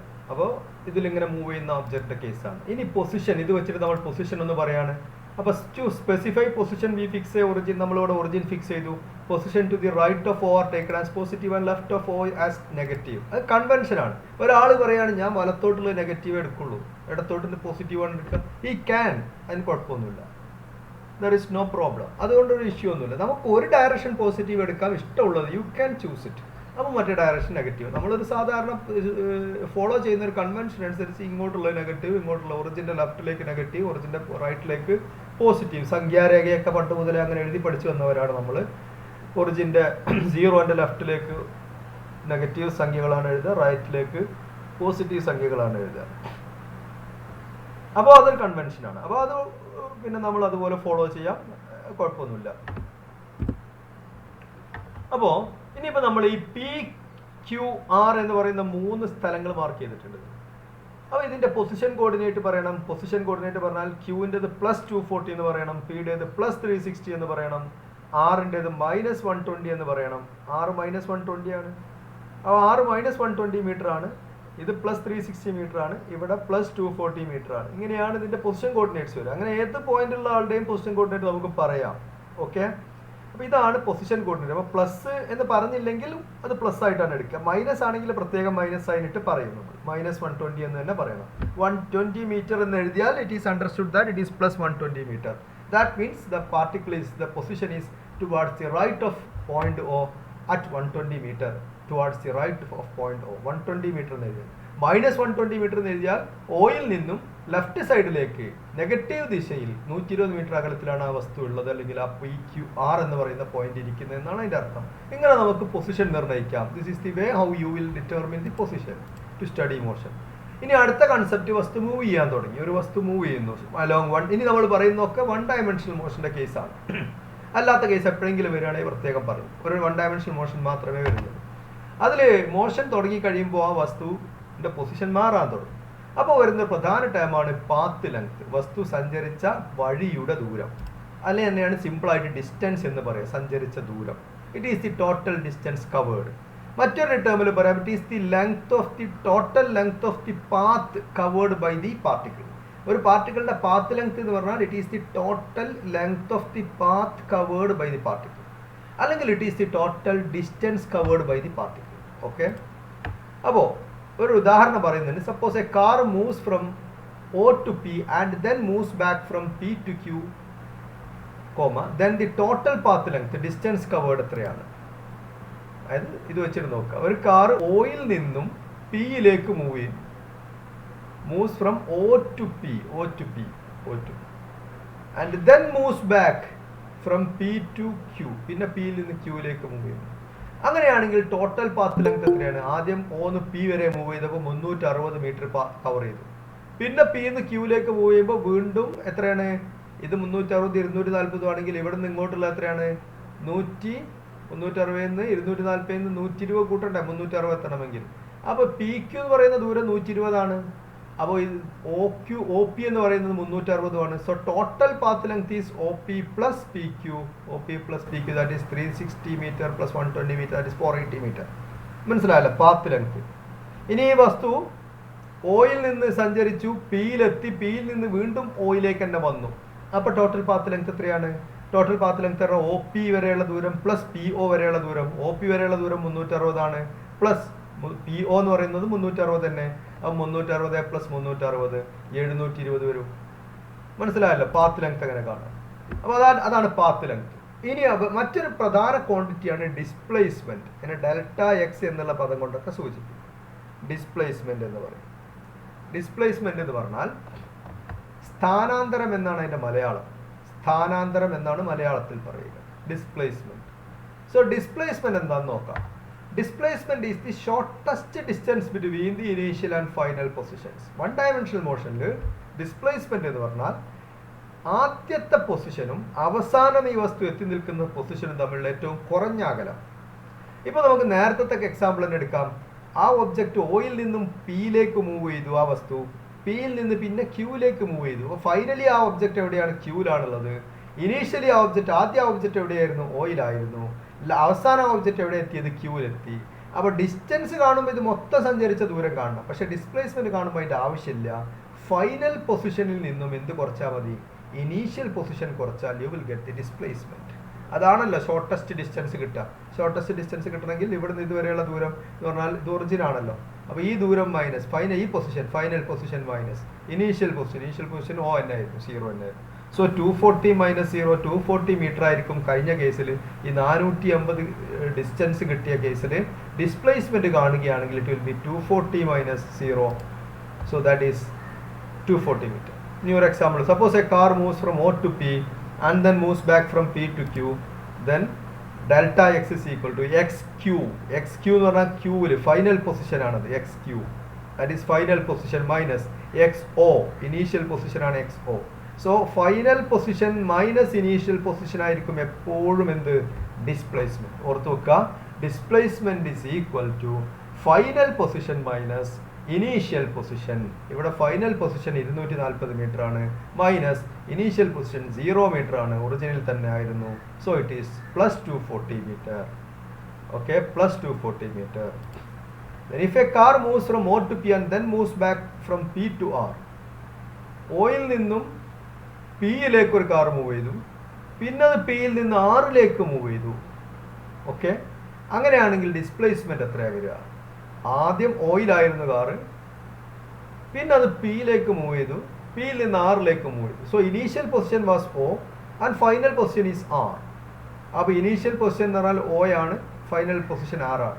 So the displacement will be final position minus initial position, that is XR minus XO. XR minus XO ആയിരിക്കും ഡിസ്പ്ലേസ്മെന്റ് വരിക. ഓക്കെ, അപ്പോൾ ഡിസ്പ്ലേസ്മെന്റ് മനസ്സിലായി. XR മൈനസ് XO എന്ന് പറഞ്ഞാൽ XR എന്ന് പറയുന്നത് മൈനസ് 120 ആണ് പൊസിഷൻ. R എന്ന് പറയുന്ന ഈ ലൊക്കേഷന്റെ X കോർഡിനേറ്റ് ആണ് XR, X സഫിക്സ് R എന്ന് പറഞ്ഞാൽ ഇങ്ങനെ XR എന്നിട്ടാൽ. അപ്പോൾ X സഫിക്സ് R എന്ന് പറഞ്ഞാൽ ഇവിടെ മൈനസ് 120 XRന്റെ X പൊസിഷൻ.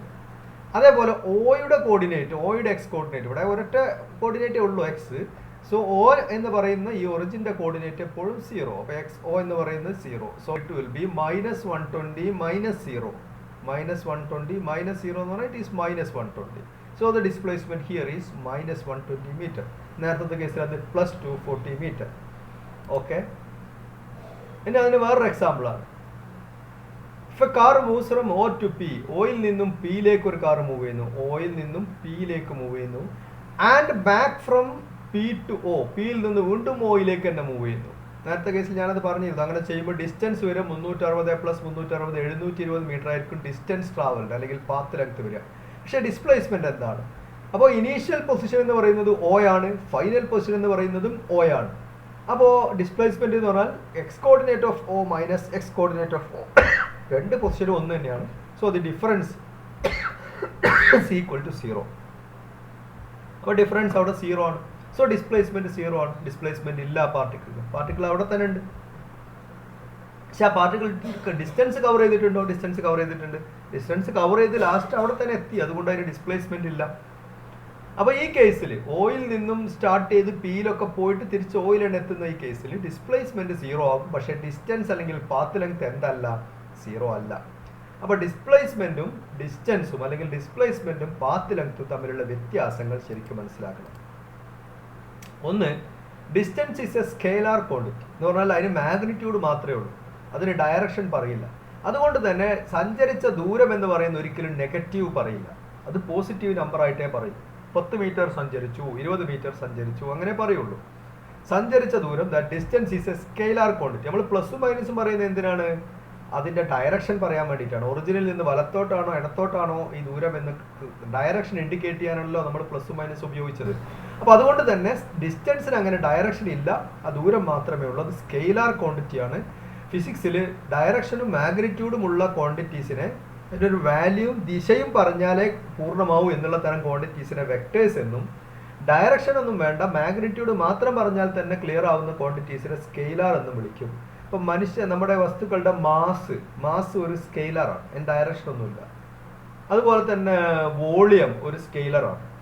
അതുപോലെ തന്നെയാണ് ഈ ഡിസ്റ്റൻസ് ഒരു സ്കെയിലറാണ്. പക്ഷേ ഡിസ്പ്ലേസ്മെന്റ് അങ്ങനെയല്ല, ഡിസ്പ്ലേസ്മെന്റിന് വെക്ടറാണ്. അത് പ്ലസും മൈനസും 0 ഒക്കെ വരുന്നത്.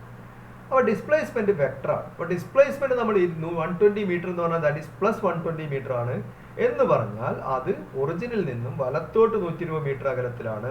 1 ഡയമെൻഷണൽ മോഷൻ ആകുമ്പോൾ പ്ലസും മൈനസും മാത്രം മതി, 2 ഡയറക്ഷനല്ലേ പോസിബിൾ ആയിട്ടുള്ളൂ.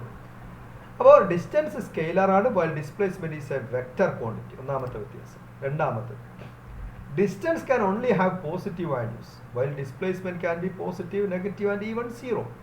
മനസ്സിലാക്കുക, ഡിസ്റ്റൻസിന് പോസിറ്റീവ് വാല്യൂസേ പറ്റൂ. നേരത്തെ ഞാൻ പറഞ്ഞു ഡിസ്പ്ലേസ്മെന്റ് എന്താവാം, പോസിറ്റീവ് ആകാം, നെഗറ്റീവ് ആകാം, 0യും ആകാം. 3 കേസ് നമ്മൾ നേരത്തെ കണ്ടു. Magnitude of displacement may or may not be equal to the path length traversed by the object. അപ്പോൾ ഒരു വസ്തുവിന്റെ ഡിസ്പ്ലേസ്മെന്റിന്റെ മാഗ്നിറ്റ്യൂഡ് പാത്ത് ലെങ്ത്തും തുല്യമാകണം എന്നില്ല. അല്ലാത്ത കേസ് നമ്മൾ കണ്ടല്ലോ. ചില കേസിൽ ഒരു കേസിൽ പാത്ത് ലെങ്ത് 720 മീറ്ററും ഡിസ്പ്ലേസ്മെന്റ് 0യും കിട്ടിയത് നമ്മൾ കണ്ടു. ഒരു വസ്തു ഓയിൽ നിന്ന് പിയിലേക്ക് 360 മീറ്റർ അകലെയുള്ള പി എന്ന പോയിന്റിലേക്ക് പോകുന്നു, പിയിൽ നിന്ന് തിരിച്ച് ഓയിൽ തന്നെ വരുന്നു. അപ്പോൾ ഡിസ്പ്ലേസ്മെന്റ് 0 ആണ്, പാത്ത് ലെങ്തോ 360 അങ്ങോട്ടും 360 ഇങ്ങോട്ടും 720 ആയി. അപ്പോൾ magnitude of the displacement may or may not be equal to the path length traversed by the object. ഇനി ഇതിൽ വേറൊരു അഡീഷണൽ പോയിന്റും കൂടി ഞാൻ കൊണ്ടുവരാം. Magnitude may or may not be equal to എന്ന് പറയുന്നതിൽ കൂടുതലായിട്ട് ഏതിനായിരിക്കും മാഗ്നിറ്റ്യൂഡ് കൂടുതൽ ഉണ്ടാവാൻ സാധ്യത? ഡിസ്റ്റൻസിന്റെ മാഗ്നിറ്റ്യൂഡ് ഡിസ്പ്ലേസ്മെന്റിന്റെ മാഗ്നിറ്റ്യൂഡിനേക്കാൾ എപ്പോഴെങ്കിലും കുറയാൻ പറ്റും? നിങ്ങളൊന്ന് ആലോചിച്ച് നോക്ക്. എങ്ങനെ സഞ്ചരിച്ചാൽ ആ സഞ്ചരിച്ച ദൂരം ഡിസ്റ്റൻസിൽ വരും. പക്ഷെ ഒരു ഡയറക്ഷനിൽ സഞ്ചരിച്ചാൽ അത് ഡിസ്റ്റൻസിൽ വരും, എതിർ ഡയറക്ഷനിൽ സഞ്ചരിക്കുമ്പോഴും അത് ഡിസ്റ്റൻസിൽ പോസിറ്റീവായിട്ടാണ് വരിക. അപ്പോൾ ഡിസ്റ്റൻസ് എപ്പോഴും ഇൻക്രീസ് ചെയ്യും. As the body moves the distance increase ചെയ്യേ ഉള്ളൂ. ടൈമിനനുസരിച്ച് ഡിസ്റ്റൻസ്, സഞ്ചരിച്ച ദൂരം, വസ്തു മൂവ് ചെയ്തുകൊണ്ടിരിക്കുന്ന ഒരു വസ്തുവിൻ്റെ കേസിൽ ഡിസ്റ്റൻസ് എന്ന് പറയുന്നത് ടൈമിനനുസരിച്ച് ഇൻക്രീസ് ചെയ്യാനേ പറ്റൂ, ഒരിക്കലും ഡിക്രീസ് ചെയ്യില്ല. പക്ഷെ ഡിസ്പ്ലേസ്മെന്റ് അങ്ങനെയാണോ? ഡിസ്പ്ലേസ്മെന്റ് ഒരു വസ്തു പോസിറ്റീവ് ഡയറക്ഷനിൽ മൂവ് ചെയ്യുമ്പോൾ അതിങ്ങനെ ഇൻക്രീസ് ചെയ്ത് വരും. ആ വസ്തു നെഗറ്റീവ് ഡയറക്ഷനിൽ മൂവ് ചെയ്യുമ്പോൾ ഡിസ്പ്ലേസ്മെന്റ് എന്ത് ചെയ്യും? കുറയാൻ തുടങ്ങും. വീണ്ടും ഒറിജിനിലേക്ക് തന്നെ വരില്ലേ.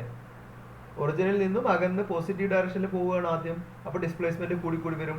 വീണ്ടും ആ വസ്തു നെഗറ്റീവ് ഡയറക്ഷനിൽ മൂവ് ചെയ്യാൻ തുടങ്ങുക എന്ന് പറഞ്ഞാൽ വീണ്ടും മൂവ്സ് ടുവാർഡ്സ് ദി ഒറിജിൻ.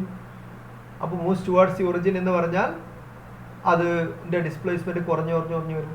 അപ്പോൾ ഡിസ്പ്ലേസ്മെന്റ് ഒരു മൂവ് ചെയ്യുന്ന വസ്തുവിന്റെ ഡിസ്പ്ലേസ്മെന്റ് ഇൻക്രീസ് ചെയ്യാം, ഡിക്രീസ് ചെയ്യാം. പക്ഷേ ഡിസ്റ്റൻസ് എന്ത് മാത്രമേ ചെയ്യുള്ളൂ? ഇൻക്രീസ് മാത്രമേ ചെയ്യുള്ളൂ. അപ്പോൾ ഡിസ്റ്റൻസ് എന്ന് പറയുന്നത് എപ്പോഴും ഡിസ്പ്ലേസ്മെന്റിന്റെ മാഗ്നിറ്റ്യൂഡ് തുല്യമോ അതിനേക്കാൾ കൂടുതലോ ആയിരിക്കും. ഇതിൽ ഞാൻ സ്ലൈഡിൽ അത് ഇൻക്ലൂഡ് ചെയ്ത് വിട്ടുപോയതാണ്, അത് പ്രത്യേകം നിങ്ങൾ നോട്ട് ചെയ്യണം. ഡിസ്പ്ലേസ്മെന്റ് അല്ലെങ്കിൽ ഡിസ്റ്റൻസ് എന്ന് പറയുന്നത് ഡിസ്പ്ലേസ്മെന്റിന്റെ മാഗ്നിറ്റ്യൂഡിന്, ഡിസ്പ്ലേസ്മെന്റിന്റെ മാഗ്നിറ്റ്യൂഡ് എന്ന് പറഞ്ഞാൽ ഡിസ്പ്ലേസ്മെന്റ് പോസിറ്റീവ് നെഗറ്റീവും വരാം. അപ്പോൾ അതിന്റെ മാഗ്നിറ്റ്യൂഡ് എടുക്കുക. ആ മാഗ്നിറ്റ്യൂഡിനേക്കാൾ ഡിസ്റ്റൻസ് കൂടുതലാവാം അല്ലെങ്കിൽ തുല്യമാവാം. ഇപ്പോൾ ഒരു സ്ട്രെയിറ്റ് ലൈനിൽ ഇങ്ങനെ മൂവ് ചെയ്യാണ്. ഇപ്പോൾ നേരത്തെ എക്സാമ്പിളിൽ വസ്തു ഓയിൽ നിന്ന്, ഇപ്പോൾ ഞാൻ ഇതൊന്നുകൂടി കാണിക്കാം. ഇപ്പോൾ വസ്തു ഓയിൽ നിന്ന്, ഒരു ഒബ്ജക്റ്റ് ഓയിൽ നിന്ന് ക്യൂ വരെ സഞ്ചരിച്ചു, അത്രേ ഉള്ളൂ. ഓയിൽ നിന്ന് ക്യൂ വരെ സഞ്ചരിച്ചു. ഈ കേസിൽ ഈ വസ്തുവിന്റെ ഡിസ്പ്ലേസ്മെന്റും 240 മീറ്റർ ആയിരിക്കും, ഡിസ്റ്റൻസ് ട്രാവൽഡും 240 മീറ്റർ ആയിരിക്കും. അപ്പോൾ ഡിസ്റ്റൻസ് ട്രാവൽഡും ഡിസ്പ്ലേസ്മെന്റും തുല്യമാകാം. ഇനി ക്യൂവിൽ നിന്ന് പി വരെ സഞ്ചരിച്ചു. അപ്പോൾ ഓയിൽ നിന്ന് പി വരെ ടോട്ടലായിട്ട് ഒരു ഒബ്ജക്റ്റ് ഒരു കാർ സഞ്ചരിച്ചു, ഓയിൽ നിന്ന് പി വരെ. അപ്പോൾ അതിന്റെ ഡിസ്പ്ലേസ്മെന്റ് 360 മീറ്റർ ആണ്, ഡിസ്റ്റൻസും 360 മീറ്റർ തന്നെയാണ്. ഇനി പിയിൽ നിന്ന് അത് വീണ്ടും ക്യൂയിലേക്ക് സഞ്ചരിക്കുന്നു. അപ്പോൾ ഒ ടു പി പിന്നെ പി ടു ക്യൂ സഞ്ചരിച്ചു. അപ്പോൾ ഇപ്പോൾ ക്യൂവിലെത്തി നിൽക്കുമ്പോൾ അതിന്റെ നെറ്റ് ഡിസ്പ്ലേസ്മെന്റ് വരുന്നത് 0 to 240. അപ്പോൾ 240 മീറ്റർ ആണ്. പക്ഷേ ഡിസ്റ്റൻസോ 360 പ്ലസ് 240, ഡിസ്റ്റൻസ് കൂടി ഡിസ്പ്ലേസ്മെന്റിനേക്കാളും. അപ്പോൾ ഡിസ്റ്റൻസ് ഒരു നിലക്ക് നോക്കിയാലും ഡിസ്പ്ലേസ്മെന്റിനേക്കാൾ കുറവാവില്ല, അത് നിങ്ങൾ ഓർത്തിരിക്കണം. The distance is always greater than or equal to the magnitude of the displacement. That is a very important point. The distance traveled is always greater than or equal to the magnitude of the displacement. ഒരിക്കലും distance travelled ഡിസ്പ്ലേസ്മെന്റിനേക്കാൾ കുറവാകൂല എന്നർത്ഥം. Okay, clear ആണല്ലോ? ആ point മറക്കരുത്. Okay, അപ്പോൾ അത് നമ്മൾ പഠിച്ചു, ഡിസ്റ്റൻസും ഡിസ്പ്ലേസ്മെന്റും ഒക്കെ പഠിച്ചു. ഇനി അടുത്ത പ്രധാനപ്പെട്ട കൺസെപ്റ്റ് ആണ് സ്പീഡും വെലോസിറ്റിയും. വസ്തുവിന്റെ ഒരു ഒബ്ജക്റ്റിന്റെ മോഷൻ പഠിക്കാൻ ആദ്യം നമ്മൾക്ക് ഡിസ്പ്ലേസ്മെന്റ് എന്താണെന്ന് പഠിച്ചു, ഡിസ്റ്റൻസും പഠിച്ചു, അത് തമ്മിലുള്ള വ്യത്യാസവും പഠിച്ചു. ഇനി അതുപോലെ അടുത്ത പ്രധാനപ്പെട്ട കൺസെപ്റ്റ് ആണ് സ്പീഡ് ആൻഡ് വെലോസിറ്റി. ഒരു ഒബ്ജക്റ്റിന്റെ മോഷനിലെ ഏറ്റവും പ്രധാനപ്പെട്ട രണ്ട് കൺസെപ്റ്റുകളാണ് വെലോസിറ്റി ആൻഡ് സ്പീഡ്. എന്താണ് സ്പീഡും വെലോസിറ്റി? മലയാളത്തിൽ പറഞ്ഞാൽ സ്പീഡിന് ദൂരം എന്ന് പറയും, വെലോസിറ്റിക്ക് പ്രവേഗം എന്ന് പറയും. മലയാളത്തിൽ പ്രവേഗം എന്നാണ് വെലോസിറ്റിയുടെ മലയാളം, സ്പീഡിൻ്റെ നമ്മൾ സാധാരണ വേഗത എന്ന് പറയുന്നതാണ്. ഓക്കെ, സോ അതിൽ നമ്മൾ ആദ്യം പഠിക്കാൻ പോകുന്നത് ശരാശരി വേഗതയാണ്, average speed. Average speed is defined. അപ്പോൾ അത് നമ്മൾ ഫിസിക്സിൽ ഓരോ ക്വാണ്ടിറ്റി നമ്മൾ ഇന്നതാണെന്ന് ഡിഫൈൻ ചെയ്യും, നിർവചിക്കും. അങ്ങനെ നിർവചിക്കുകയാണ് എന്താണ് ആവറേജ് സ്പീഡ്.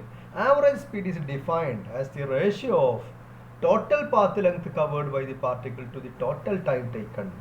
എന്ന് പറഞ്ഞാൽ ഒരു വസ്തു സഞ്ചരിച്ചു കൊണ്ടിരിക്കുമ്പോൾ രണ്ട് സമയം നമ്മൾ എടുക്കുന്നു. ഇപ്പോൾ T1, ഇപ്പോൾ 10 മണി മുതൽ 10:05 വരെയുള്ള സമയം എടുക്കുന്നു.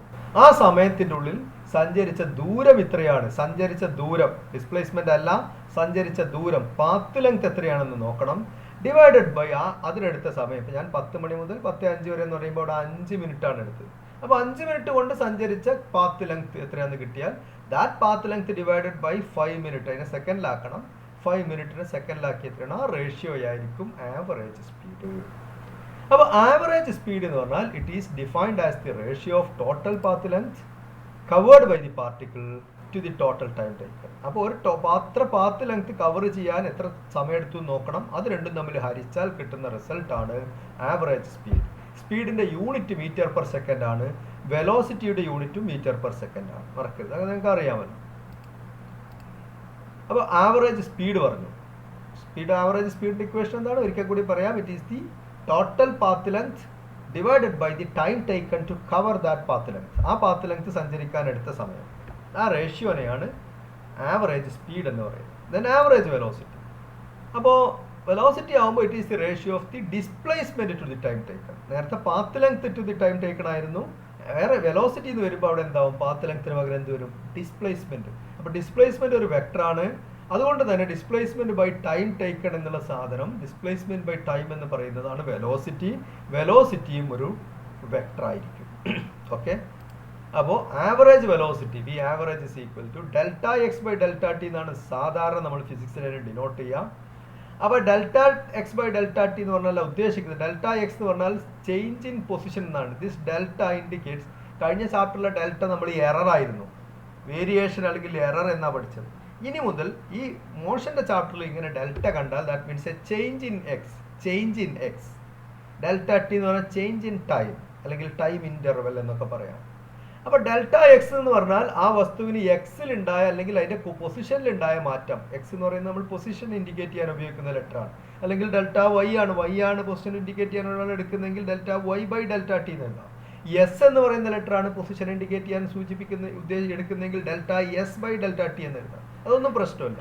അപ്പോൾ delta X means the change in position. Delta means change, X means in X. അപ്പോൾ delta X means change in position. അപ്പോൾ ഇവിടെ എക്സിലുള്ള ചേഞ്ചാണ്. അപ്പോൾ എക്സ് തുടക്കത്തിൽ x1 ആയിരുന്നു എന്ന് വിചാരിക്കുക. കുറച്ച് കഴിഞ്ഞപ്പോൾ അല്പസമയത്തിന് ശേഷം ഡെൽറ്റ ടി സമയം കഴിഞ്ഞപ്പോൾ അത് x2 ആയി. അല്ലെങ്കിൽ T1 എന്നുള്ള സമയത്ത് ഒരു വസ്തുവിൻ്റെ പൊസിഷൻ x1 എന്നായിരുന്നു. അല്പസമയം കഴിഞ്ഞ് T2 ആയപ്പോൾ അതിൻ്റെ പൊസിഷൻ എന്തായി മാറി? x2 ആയി മാറി.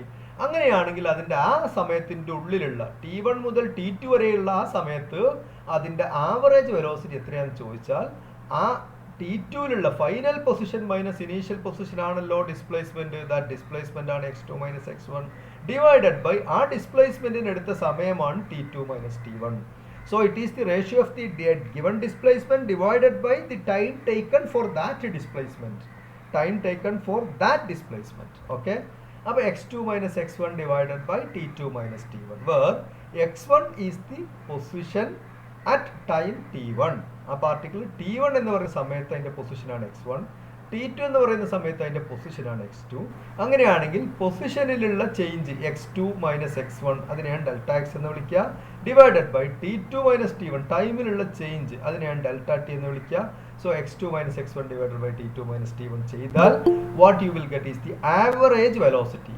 ആവറേജ് എന്ന് പറയുമ്പോൾ ശരാശരി വെലോസിറ്റി.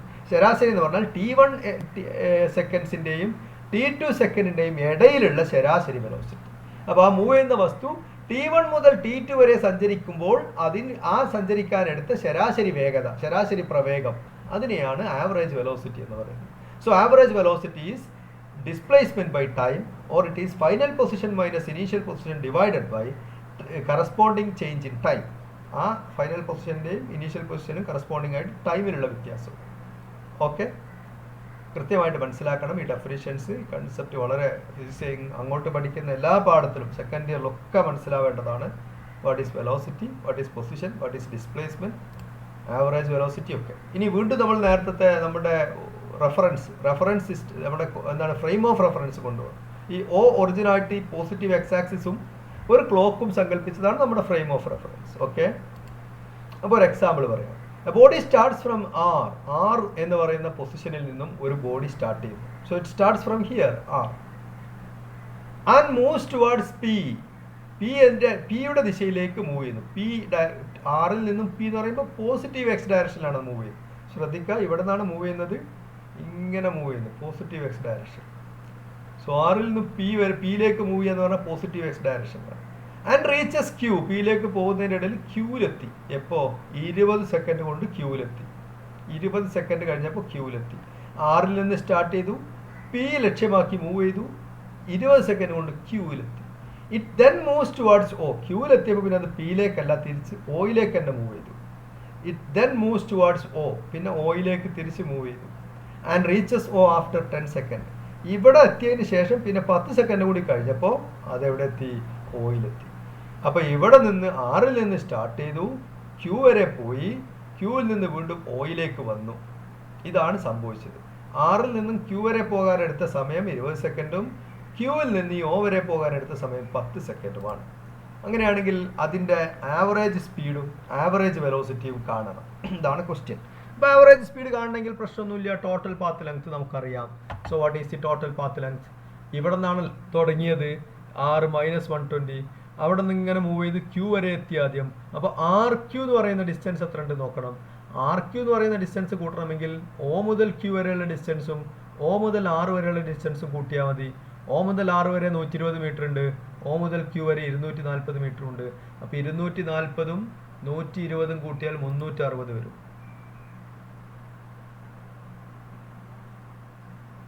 അപ്പോൾ RQ is equal to RQ plus OQ. So it is RQ.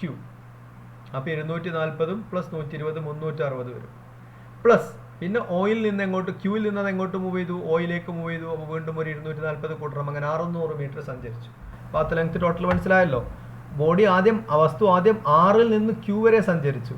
ആറിൽ നിന്ന് ക്യൂ വരെ സഞ്ചരിക്കുമ്പോൾ എത്ര ദൂരം ഉണ്ടെന്ന് അറിയണമെങ്കിൽ ആദ്യം ഈ RO എത്ര ഡിസ്റ്റൻസ് ആണെന്ന് അറിയണം. അത് 120 ആണ്. പ്ലസ് OQ എന്ന് പറയുന്നത് 240 ആണ്. അപ്പോൾ 240 പ്ലസ് 120 360. അതാണ് ഇവിടെ 360 നിന്ന് RQ എന്ന് പറയുന്നത് 360. പിന്നെ തിരിച്ച് ക്യൂവിൽ നിന്ന് ഓയിലേക്ക് വന്നു. അപ്പോൾ QO എന്ന് പറയുന്നത് വീണ്ടും 240 മീറ്റർ ഉണ്ട്. അപ്പോൾ 600 മീറ്റർ ആണ് ആകെ ആറിൽ നിന്ന് ക്യൂ വഴി ഓയിലെത്താൻ അത് സഞ്ചരിച്ചത്. സോ സഞ്ചരിച്ച ദൂരം 600 മീറ്റർ. ഇനി ടൈം നോക്കുക. ആറിൽ നിന്നാണ് സ്റ്റാർട്ട് ചെയ്തത്. അപ്പോൾ ടൈം 0 എന്ന് എടുക്കാം. അങ്ങനെയാണ് ചെയ്യുക. മോഷൻ സ്റ്റാർട്ട് ചെയ്യുന്ന ടൈം 0 എന്ന് എടുക്കുക. അപ്പോൾ ആറിൽ അത് എടുക്കുമ്പോൾ ടൈം 0. സോ അത് കഴിഞ്ഞിട്ട് ആറിൽ നിന്ന് ക്യൂവിലെത്താൻ അത് 20 സെക്കൻഡ് എടുത്തു. മോഷൻ കഴിഞ്ഞോ? ഇല്ല. ക്യൂവിൽ നിന്ന് വീണ്ടും ഓയിലെത്താൻ 10 സെക്കൻഡ് എടുത്തു. അപ്പോൾ ടോട്ടൽ ഈ 600 മീറ്റർ കവർ ചെയ്യാൻ അതിനെടുത്ത സമയം 30 സെക്കൻഡാണ്. So total time T is equal to 30 seconds. അപ്പോൾ ഇനി അതിൻ്റെ റേഷ്യോ കണ്ടാൽ മതി. So speed, average speed is equal to 600 total path length by 30, that is 20 metre per second. This is the average speed in this motion. ഈ വസ്തു ആറിൽ നിന്നും Q വഴി O വരെ എത്തിയപ്പോൾ, അത്രയും ദൂരം സഞ്ചരിച്ചപ്പോൾ അതിൻ്റെ ശരാശരി വേഗത എടുക്കുകയാണെങ്കിൽ 20 മീറ്റർ പെർ സെക്കൻഡ് ആണ്. അല്ലെങ്കിൽ 0 സെക്കൻഡ് മുതൽ 30 സെക്കൻഡ് വരെയുള്ള സമയത്തിൻ്റെ ഉള്ളിൽ ആ വസ്തുവിൻ്റെ സഞ്ചാരത്തിൻ്റെ ശരാശരി വേഗത 20 മീറ്റർ പെർ സെക്കൻഡ് ആണ് എന്നാണ് ഈ പറഞ്ഞതിൻ്റെ അർത്ഥം. ഓക്കെ, ഇനി ആവറേജ് വെലോസിറ്റി കാണണം. അടുത്തത് ആവറേജ് വെലോസിറ്റി കാണണമെങ്കിൽ delta X by delta t ആണ്. ഡെൽറ്റ എക്സ് പറഞ്ഞാൽ final position minus initial position x2 minus x1 divided by t2 minus t1. Final position x2 എന്ന് പറഞ്ഞാൽ 0 മീറ്റർ ആണ്. കാരണം ഫൈനൽ പൊസിഷൻ അത് എവിടെ എത്തിയത്? O തന്നെയാണ് എത്തിയത്. O എന്ന് പറഞ്ഞ ഒറിജിൻ, നമ്മുടെ കോർഡിനേറ്റ്, ഒറിജിൻ്റെ കോർഡിനേറ്റ് എത്ര? ഒറിജിൻ എന്ന് പറയുന്നത് അവിടെ 0 ആണ്. x 0 ആണ് ഒറിജിനിൽ മാർക്ക് ചെയ്യുക. അവിടുന്ന് അങ്ങോട്ട് പോസിറ്റീവും ഇങ്ങോട്ട് നെഗറ്റീവ് ആണല്ലോ മാർക്ക് ചെയ്യുക. അപ്പോൾ x2 ഫൈനൽ പൊസിഷൻ x2 എന്ന് പറയുന്നത് ഒറിജിനിൽ ഓയിലാണ്. അപ്പോൾ x2ൻ്റെ കോർഡിനേറ്റിൻ്റെ വാല്യൂ 0 എന്നാണ്. ഇനീഷ്യൽ പൊസിഷൻ x1 അത് സ്റ്റാർട്ട് ചെയ്തത് 6ൽ നിന്നാണ്. 6 എന്ന് പറയുന്ന പോയിന്റിൻ്റെ കോർഡിനേറ്റ് നിങ്ങൾക്ക് ഓർമ്മയുണ്ടാവും, ആ ലൈൻ നിങ്ങളുടെ മനസ്സിലുണ്ടാവും. ആ രേഖയിൽ 6 എന്ന് പറയുന്നത് -120 മീറ്ററിലാണ്. സോ x1 -120 എന്ന് കിട്ടി. ഇനി t1 എന്ന് പറയുന്നത് മോഷൻ സ്റ്റാർട്ട് ചെയ്യുന്നത് അത് 0 സെക്കൻഡ്. t2 എന്ന് പറയുന്നത് ലാസ്റ്റ് ഓയിൽ എത്തുമ്പോഴുള്ള സമയം അത് 30 സെക്കൻഡാണ്. കാരണം ആദ്യം 6ൽ നിന്ന് ക്യൂവിലേക്ക് പോകാൻ 20 സെക്കൻഡ് എടുത്തു, ക്യൂവിൽ നിന്ന് ഓയിലേക്ക് വരാൻ 10 സെക്കൻഡ് എടുത്തു. അപ്പോൾ ടോട്ടൽ ഓയിൽ എത്തുമ്പോൾ ഫൈനൽ പൊസിഷൻ എത്തുമ്പോൾ ഫൈനൽ പൊസിഷൻ എത്തുമ്പോൾ അതായത് x2 = 0 എന്നുള്ള പൊസിഷനിൽ എത്തുമ്പോൾ കവർ ചെയ്ത ടോട്ടൽ ടൈം എന്ന് പറയുന്നത് ആദ്യത്തെ 20 പ്ലസ് പിന്നത്തെ 10 30. അപ്പോൾ ടോട്ടൽ ടൈം 30 സെക്കൻഡാണ്. ഇനി ഇത് സബ്സ്റ്റിറ്റ്യൂട്ട് ചെയ്യാം. 0 x2 എന്ന് പറയുന്നത് 0 മൈനസ് x1 എന്ന് പറയുന്നത് -120. So 0 minus -120 divided by 30 minus 0. അപ്പോൾ ഇത് +120/30, that is 4 metre, +4 metre per second. So average velocity is +4 metre per second. Average velocity, average displacement പ്ലസും മൈനസും വരാം. അതുപോലെ തന്നെ ആവറേജ് വെലോസിറ്റിയും പ്ലസും മൈനസും വരാം.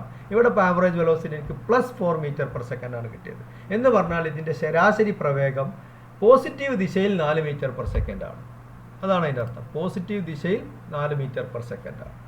+4 മീറ്റർ. -4 മീറ്റർ പെർ സെക്കൻഡ് ആണ് ആൻസർ കിട്ടിയിരുന്നത് എങ്കിൽ അതിൻ്റെ ഉദ്ദേശം എന്താണ്?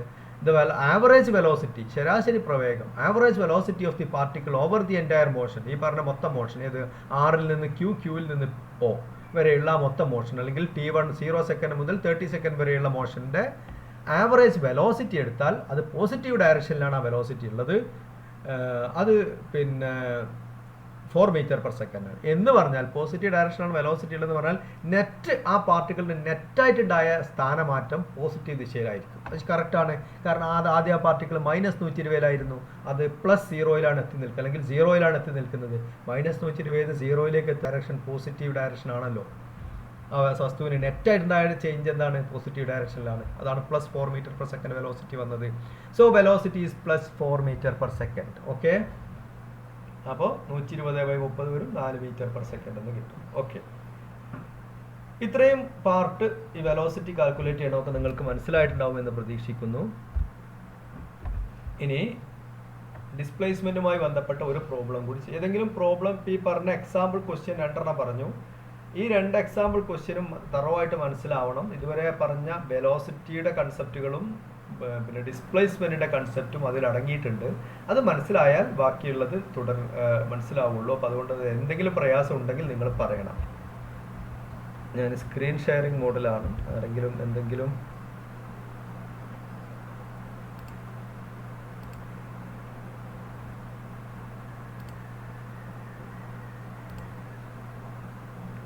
കമൻസ് എന്തെങ്കിലും തന്നിട്ടുണ്ടോ എന്ന് നോക്കട്ടെ.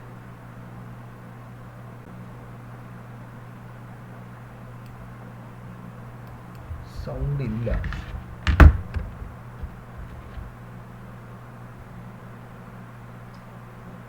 അതാ വീഡിയോ അല്ലേ സൗണ്ട് ഇല്ല നിങ്ങൾ പറഞ്ഞത്? അതിന് ശേഷം പറഞ്ഞൊന്നും സൗണ്ട് ഇല്ല.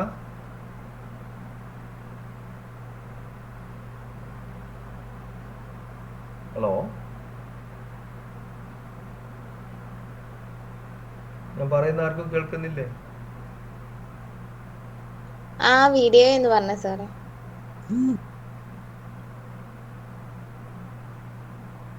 ഓക്കെ, വീഡിയോ സൗണ്ട് ഇല്ല, അതൊക്കെ സൗണ്ട് കിട്ടൂല, അത് ഞാൻ ആദ്യം പറഞ്ഞതാണ്, അത് കാര്യമല്ല. ബാക്കി പറഞ്ഞ കാര്യങ്ങളൊക്കെ ഓക്കെ ആണല്ലോ അല്ലേ, നിങ്ങൾക്ക് മനസ്സിലായിട്ടുണ്ടെന്ന് വിചാരിക്കുന്നു.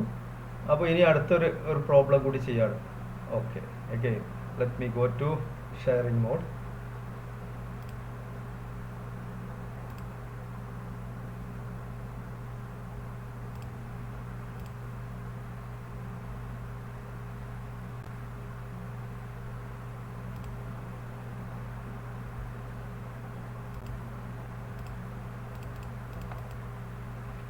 So next question on ശ്രദ്ധിക്കുക. A particle moves along a circle of radius r meter. Find distance and displacement after a half revolution, b after 1 revolution, after 3.5 revolutions.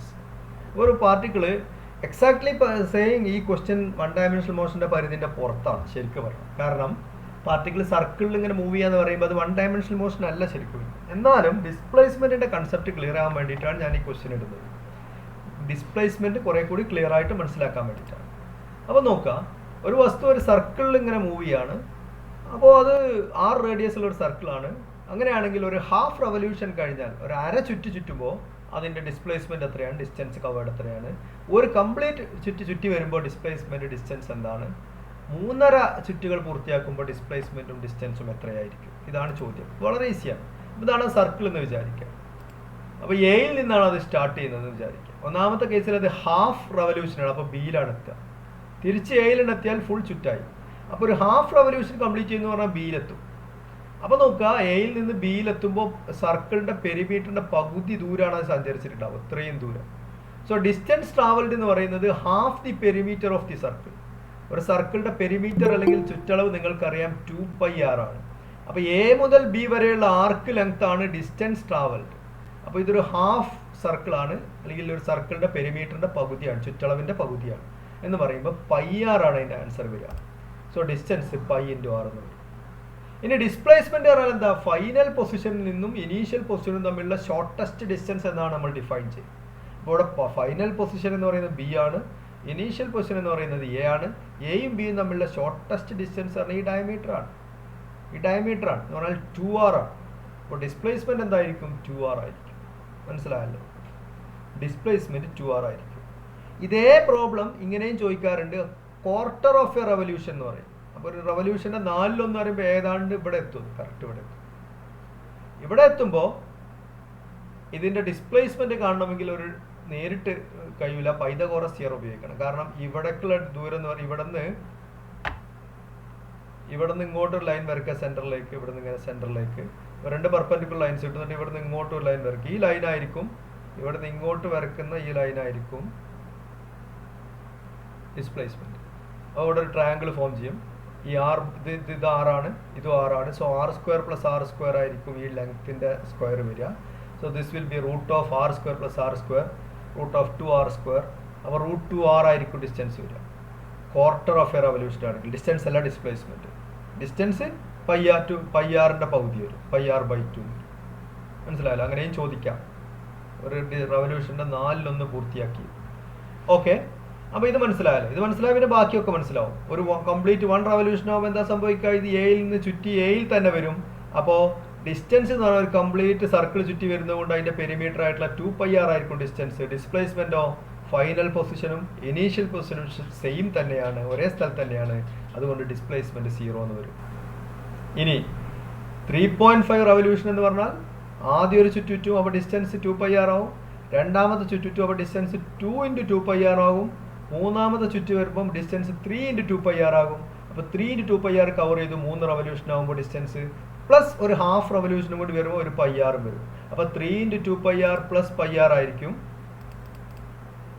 ഇതിൻ്റെ ആൻസർ വരും. ഡിസ്റ്റൻസ് 2πr, അപ്പോൾ ഈ case പറഞ്ഞു distance 3 × 2πr + πr 7πr ആയിരിക്കും. 6πr + 7πr ആയിരിക്കും distance. Displacement നേരത്തെ പോലെ 3 revolution കഴിയുമ്പോൾ ഡിസ്പ്ലേസ്മെന്റ് 0 ആണ്. പിന്നെ ഒരു ഹാഫ് റെവല്യൂഷൻ ഉള്ളത് കൊണ്ട് 2r ഡിസ്പ്ലേസ്മെന്റ് ഉണ്ടാവും. 3 റെവല്യൂഷൻ കഴിയുമ്പോൾ ഡിസ്പ്ലേസ്മെന്റ് 0 ആയിരിക്കും. 3.5 റെവല്യൂഷൻ കഴിയുമ്പോൾ ഡിസ്പ്ലേസ്മെന്റ് 2r ആയിരിക്കും. ഓക്കെ, ഈ രീതിയിൽ ഡിസ്പ്ലേസ്മെന്റും ഡിസ്റ്റൻസും തമ്മിലുള്ള വ്യത്യാസം ക്ലിയർ ആയിട്ട് മനസ്സിലാക്കാം.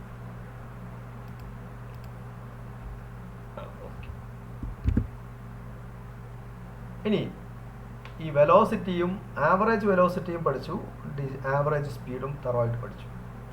ഇനി യൂണിഫോം മോഷൻ എന്ന് പറയുന്ന ഒരു തരം മോഷൻ ഉണ്ട്. ഒരു സാധാരണ ഒരു ഒബ്ജക്റ്റ് കോൺസ്റ്റന്റ് വെലോസിറ്റി, അതിൻ്റെ വെലോസിറ്റി ഒരേപോലെയാണെങ്കിൽ ഡയറക്ഷനും മാഗ്നിറ്റ്യൂഡും, വെലോസിറ്റിയുടെ ഡയറക്ഷനും മാഗ്നിറ്റ്യൂഡും മാറാതെ ഒരു വസ്തു മൂവ് ചെയ്യുകയാണെങ്കിൽ we say that that body has a that body undergoes uniform motion. ഒരു പാർട്ടിക്കിൾ യൂണിഫോം മോഷനിലാണെന്ന് പറയണമെങ്കിൽ the velocity should remain constant in magnitude and direction. വെലോസിറ്റിയുടെ ദിശയോ വാല്യൂ ഒന്നും മാറരുത്. ചുരുക്കി പറഞ്ഞാൽ വെലോസിറ്റി കോൺസ്റ്റന്റ് ആണെങ്കിൽ that motion is uniform motion. അങ്ങനെയുള്ള വസ്തുവിൻ്റെ പ്രത്യേകതയുണ്ട്. It covers equal displacement in equal intervals of time. ഒരു ഗിവൺ ഇന്റർവെൽ എവിടെ എടുത്താലും 2 സെക്കൻഡ് ഇന്റർവെൽ ആ മോഷന്റെ ഏത് ഘട്ടത്തിൽ നിങ്ങൾ കൺസിഡർ ചെയ്താലും ആ 2 സെക്കൻഡിൽ അതിനുണ്ടാവുന്ന ഡിസ്പ്ലേസ്മെന്റ് സെയിം തന്നെയായിരിക്കും. മനസ്സിലായല്ലോ? അപ്പോൾ യൂണിഫോം മോഷൻ അങ്ങനെയും ഡിഫൈൻ ചെയ്യാം. എന്ത്? If A body covers equal displacement in equal intervals of time then the body is said to be in uniform motion. അപ്പോൾ അത് യൂണിഫോം മോഷൻ ആണ്. During uniform motion magnitude and direction of the velocity remains constant. അപ്പോൾ one dimensional മോഷനിൽ തന്നെ uniform മോഷനും വരാം, uniform അല്ലാത്ത non uniform മോഷനും വരാം. Uniform മോഷനിൽ velocity constant ആണ്, അപ്പോൾ അത് ഈക്വൽ ഡിസ്പ്ലേസ്മെന്റ് കവർ ചെയ്യും in equal intervals of time. ഇപ്പോൾ ഈ കേസ് എടുക്കാം, നേരത്തെ ഞാൻ പറഞ്ഞ ആ കേസ്. ഇതില് ബി എന്ന് പറയുന്ന ഒബ്ജക്റ്റ് എടുക്കുക. ഈ ഒബ്ജക്റ്റിന്റെ മോഷൻ ഒന്ന് നോക്കൂ, വളരെ യൂണിഫോം ആണ്. അപ്പോൾ അത്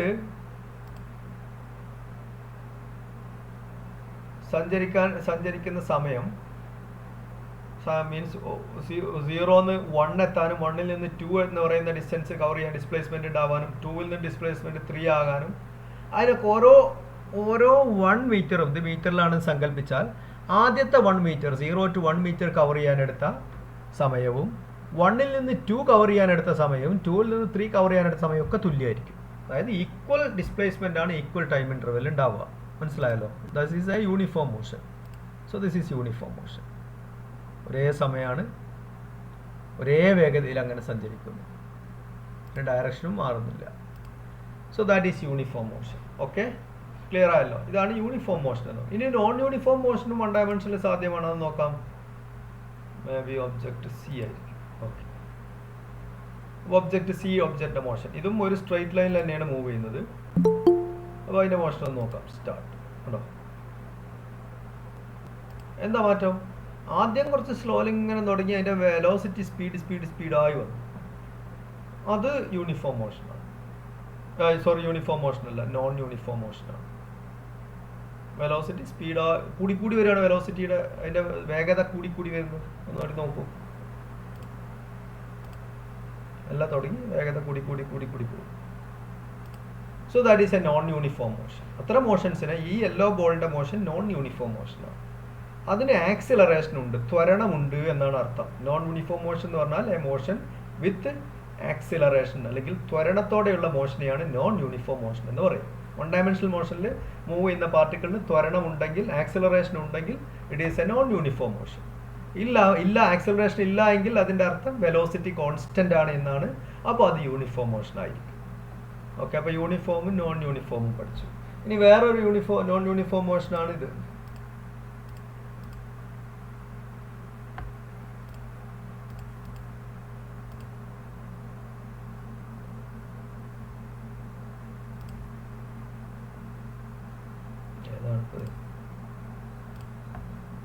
ഇതിന്റെ മോഷൻ ഏതാന്ന് നോക്കാം. ഹലോ,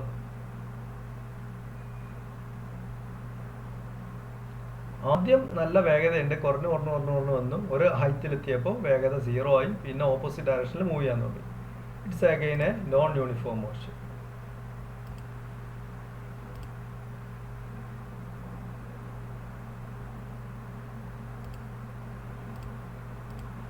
നോക്കാം, മുകളിൽ പോയി വേഗത കുറഞ്ഞ് 0, ദെൻ അഗൈൻ ഡൗൺസ് ഓപ്പോസിറ്റ്. അപ്പോൾ വെലോസിറ്റിയുടെ മാഗ്നിറ്റ്യൂഡും ഡയറക്ഷനും ഒക്കെ ഈ കേസിൽ മാറിയിട്ടുണ്ട്. നേരത്തെ യെല്ലോ ബോൾ ഇങ്ങോട്ട് മൂവ് ചെയ്ത കേസിൽ വെലോസിറ്റിയുടെ മാഗ്നിറ്റ്യൂഡ് മാത്രമേ മാറിയിട്ടുള്ളൂ.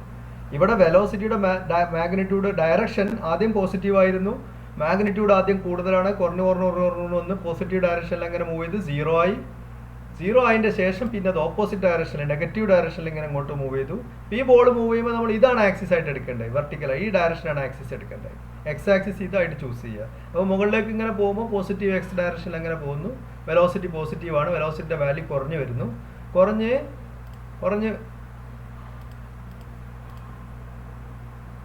ഓക്കെ.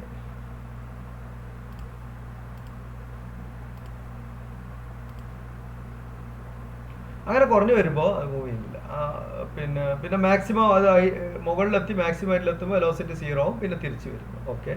അപ്പോൾ അത്തരം മോഷൻസ് ഒക്കെ നോൺ യൂണിഫോം മോഷൻസ് ആണ്. നേരത്തെ ആദ്യം കണ്ട നീല ബോളിൻ്റെത് യൂണിഫോം മോഷനുമാണ്. So that is uniform motion and non uniform motion. Okay.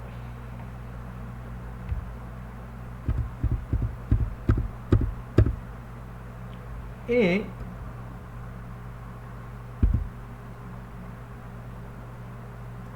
Instantaneous velocity എന്ന് പറയുന്ന ഒരു കൺസെപ്റ്റ് ഉണ്ട്. ഇതിൽ നിങ്ങൾക്ക് ചെറിയൊരു പ്രയാസം വരാൻ സാധ്യത ഉണ്ട്, അതുകൊണ്ട് ബേജാറാവണ്ട. അത് ഡിഫറൻഷിയേഷൻ ഞാനൊരു ക്ലാസ് എടുക്കും, അപ്പോൾ ക്ലിയർ ആവും.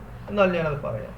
ഇൻസ്റ്റന്റേനിയസ് വെലോസിറ്റി, ഇതുവരെ നമ്മൾ പറഞ്ഞത് ആവറേജ് വെലോസിറ്റിയാണ്. ആവറേജ് വെലോസിറ്റി പറയണമെങ്കിൽ തന്നെ 2 ടൈം വേണം. ഒരു തുടങ്ങുന്ന ഒരു മോഷൻ്റെ ഇനീഷ്യൽ ടൈമും ഫൈനൽ ടൈമും, ഇനീഷ്യൽ പൊസിഷനും ഫൈനൽ പൊസിഷനും.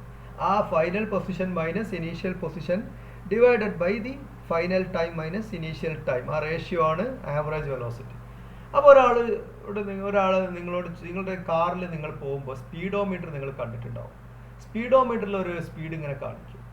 അത് ഏത് സ്പീഡാണ്, ഏത് രണ്ട് സമയത്തിൻ്റെ ഇടയിലുള്ള സ്പീഡാണ്, അത് നമ്മൾക്ക് കിട്ടുന്നത് ഏത് സമയത്തും ആ സ്പീഡ് നമുക്ക് റീഡ് ചെയ്യാൻ പറ്റുമല്ലോ. സോ അവിടെ നമ്മൾക്ക് കിട്ടുന്ന value that is called the instantaneous speed. അതായത് ഒരു ഇൻസ്റ്റന്റിൽ, പർട്ടിക്കുലർ ഇൻസ്റ്റന്റിലുള്ള സ്പീഡ് എത്രയാണെന്ന് ചോദിച്ചാൽ അതാണ് ഇൻസ്റ്റന്റേനിയസ് സ്പീഡ്. അതാണ് ഒരു സ്പീഡോമീറ്റർ നമുക്ക് തരുന്നത്. Speedometer will give you A instantaneous speed. അപ്പോൾ ഇൻസ്റ്റന്റേനിയസ് സ്പീഡ് എന്ന് പറഞ്ഞാൽ ഇവിടെ നമ്മൾ പറയുന്നത് instantaneous velocity.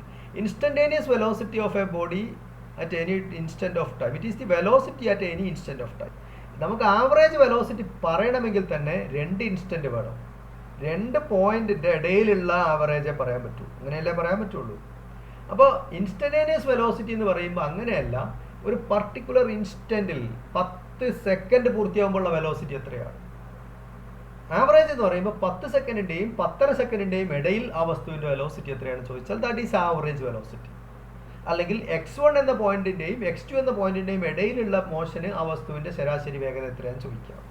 But at x1 എന്ന പർട്ടിക്കുലർ പോയിന്റിൽ ആ വസ്തുവിൻ്റെ വെലോസിറ്റി എത്രയാണെന്ന് ചോദിച്ചാൽ അവിടെ പറയുന്ന ആ വെലോസിറ്റിയാണ് instantaneous velocity.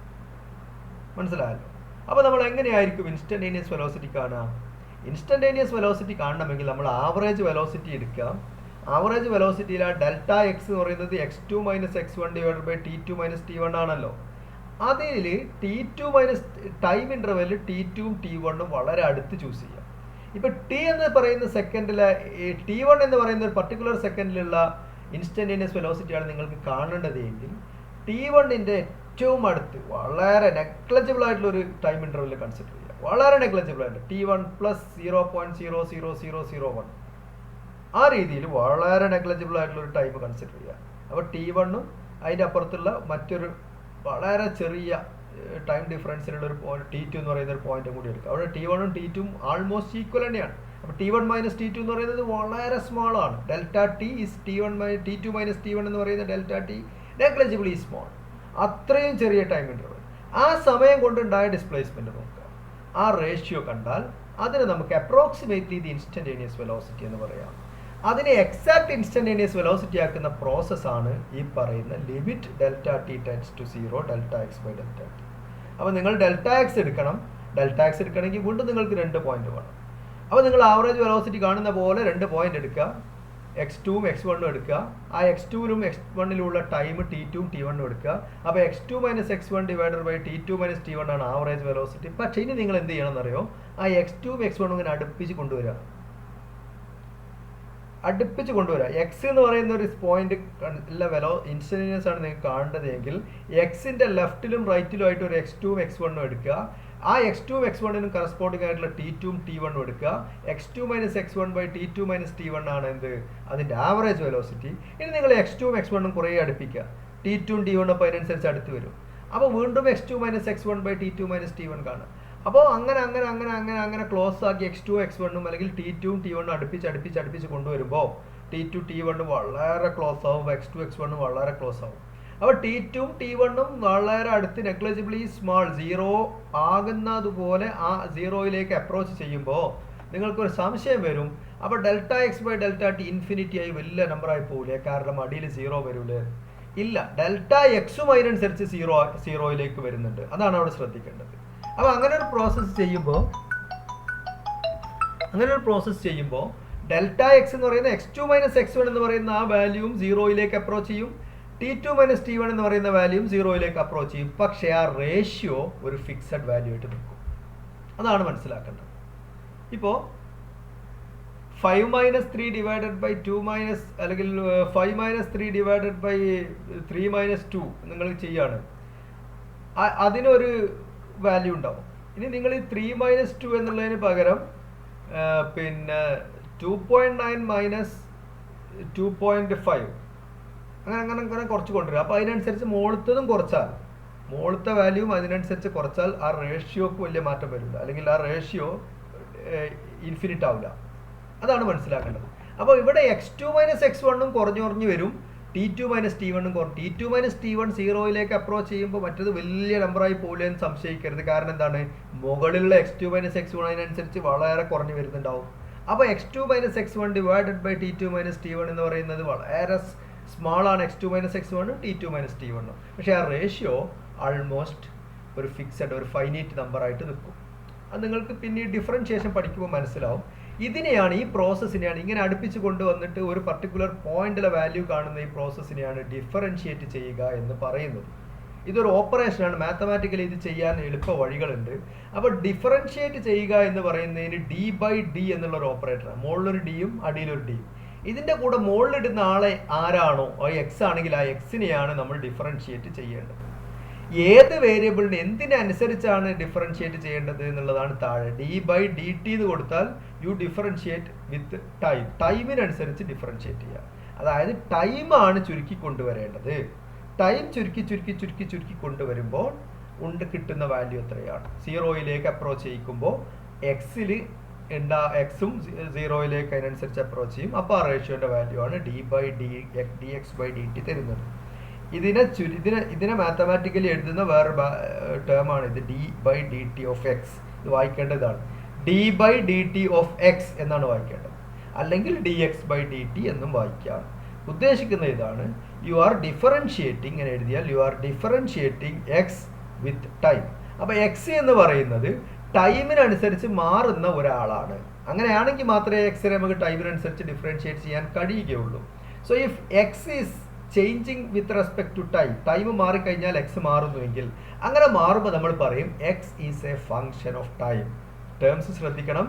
If X is a function of time, എന്താണ് എക്സ് ടൈമിൻ്റെ ഫങ്ഷനാന്ന് പറഞ്ഞാൽ അതിൽ നിന്ന് നിങ്ങൾ മനസ്സിലാക്കേണ്ടത് ഈ ടി എന്ന് പറയുന്ന ആൾ മാറുന്നതിനനുസരിച്ച് എക്സ് മാറിക്കൊണ്ടിരിക്കും. അതാണ് X is a function of time എന്ന് പറഞ്ഞാൽ. അപ്പോൾ അങ്ങനെയുള്ള ഫങ്ഷൻസ് നമുക്ക് മാത്തമാറ്റിക്കലായിട്ട് കുറേ എഴുതാം. ഉദാഹരണത്തിന് X is equal to T, X is equal to T എന്ന് എഴുതിയാൽ അതിൻ്റെ അർത്ഥം എന്താ, എക്സ് ടി മാറുമ്പോൾ എക്സ് മാറൂലേ. X is equal to 5t, X is equal to B plus T, B ഒരു കോൺസ്റ്റന്റ് ആണെങ്കിൽ ടി മാറിക്കുമ്പോൾ എക്സിൻ്റെ വാല്യൂ ഇങ്ങനെ മാറും. X is equal to A T square, X is equal to A T cube, X is equal to A T plus B T square plus C T cube.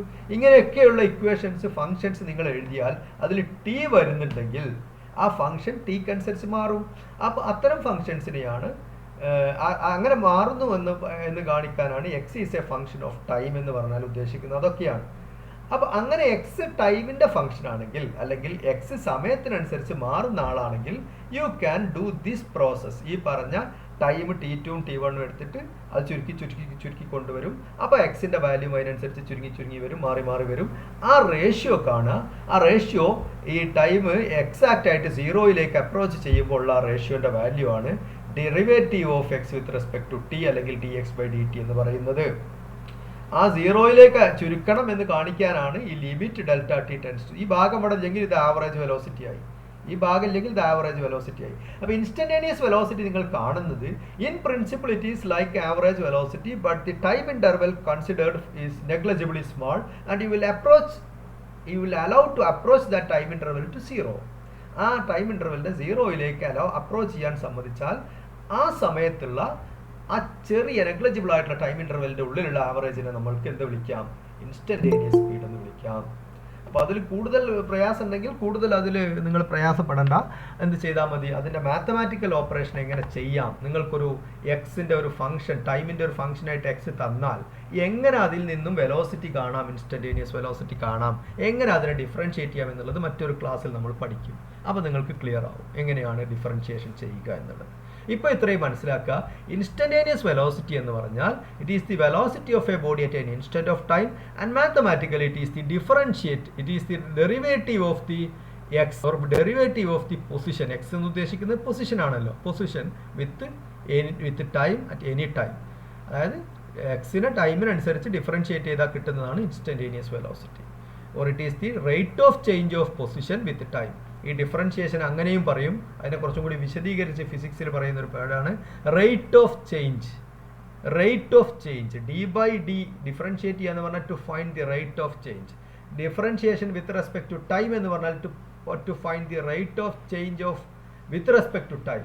ഇവിടെ ആരെയാണ് differentiate ചെയ്യുന്നത്? പൊസിഷനായ എക്സിനെയാണ്. So it is the rate of change of position with respect to time. അതാണ് D X by D T. So that is the instantaneous velocity. ഇനി ഈ വെലോസിറ്റിയുടെ മാഗ്നിറ്റ്യൂഡിനെ നമ്മൾ വിളിക്കും, വെലോസിറ്റി പോസിറ്റീവ് ആകാം നെഗറ്റീവ് ആകാം, അതിൻ്റെ മാഗ്നിറ്റ്യൂഡിനെ നമ്മൾ വിളിക്കും instantaneous speed. Instantaneous speed is the magnitude of the instantaneous velocity. ഇനി യൂണിഫോം മോഷൻ ആണെങ്കിൽ വെലോസിറ്റി കോൺസ്റ്റന്റ് ആണ്. അപ്പോൾ സമയത്തിനനുസരിച്ച് വെലോസിറ്റി മാറുമോ? ഇല്ല, സമയത്തിനനുസരിച്ച് വെലോസിറ്റി മാറില്ല. വെലോസിറ്റി ഒരു കോൺസ്റ്റന്റ് ആണ്. അപ്പോൾ ഇൻസ്റ്റന്റേനിയസ് വെലോസിറ്റിയും ആവറേജ് വെലോസിറ്റിയും സെയിം ആയിരിക്കും. അത് പ്രത്യേകം ശ്രദ്ധിക്കണം. എപ്പോഴാണ് ഇൻസ്റ്റന്റേനിയസ് വെലോസിറ്റിയും ആവറേജ് വെലോസിറ്റിയും സെയിം ആവുക? For uniform motion. അത് ചിലപ്പോൾ ചോദിക്കാറുണ്ട് പരീക്ഷയ്ക്ക്. യൂണിഫോം മോഷൻ്റെ കേസിൽ ഇൻസ്റ്റന്റേനിയസ് വെലോസിറ്റിയും ആവറേജ് വെലോസിറ്റിയും സെയിം ആയിരിക്കും, ഉറപ്പാണ്. കാരണം യൂണിഫോം മോഷൻ്റെ കേസിൽ എന്ത് മാറുന്നില്ല, വെലോസിറ്റി സമയത്തിനനുസരിച്ച് മാറുന്നില്ല, വെലോസിറ്റി കോൺസ്റ്റന്റ് ആണ്.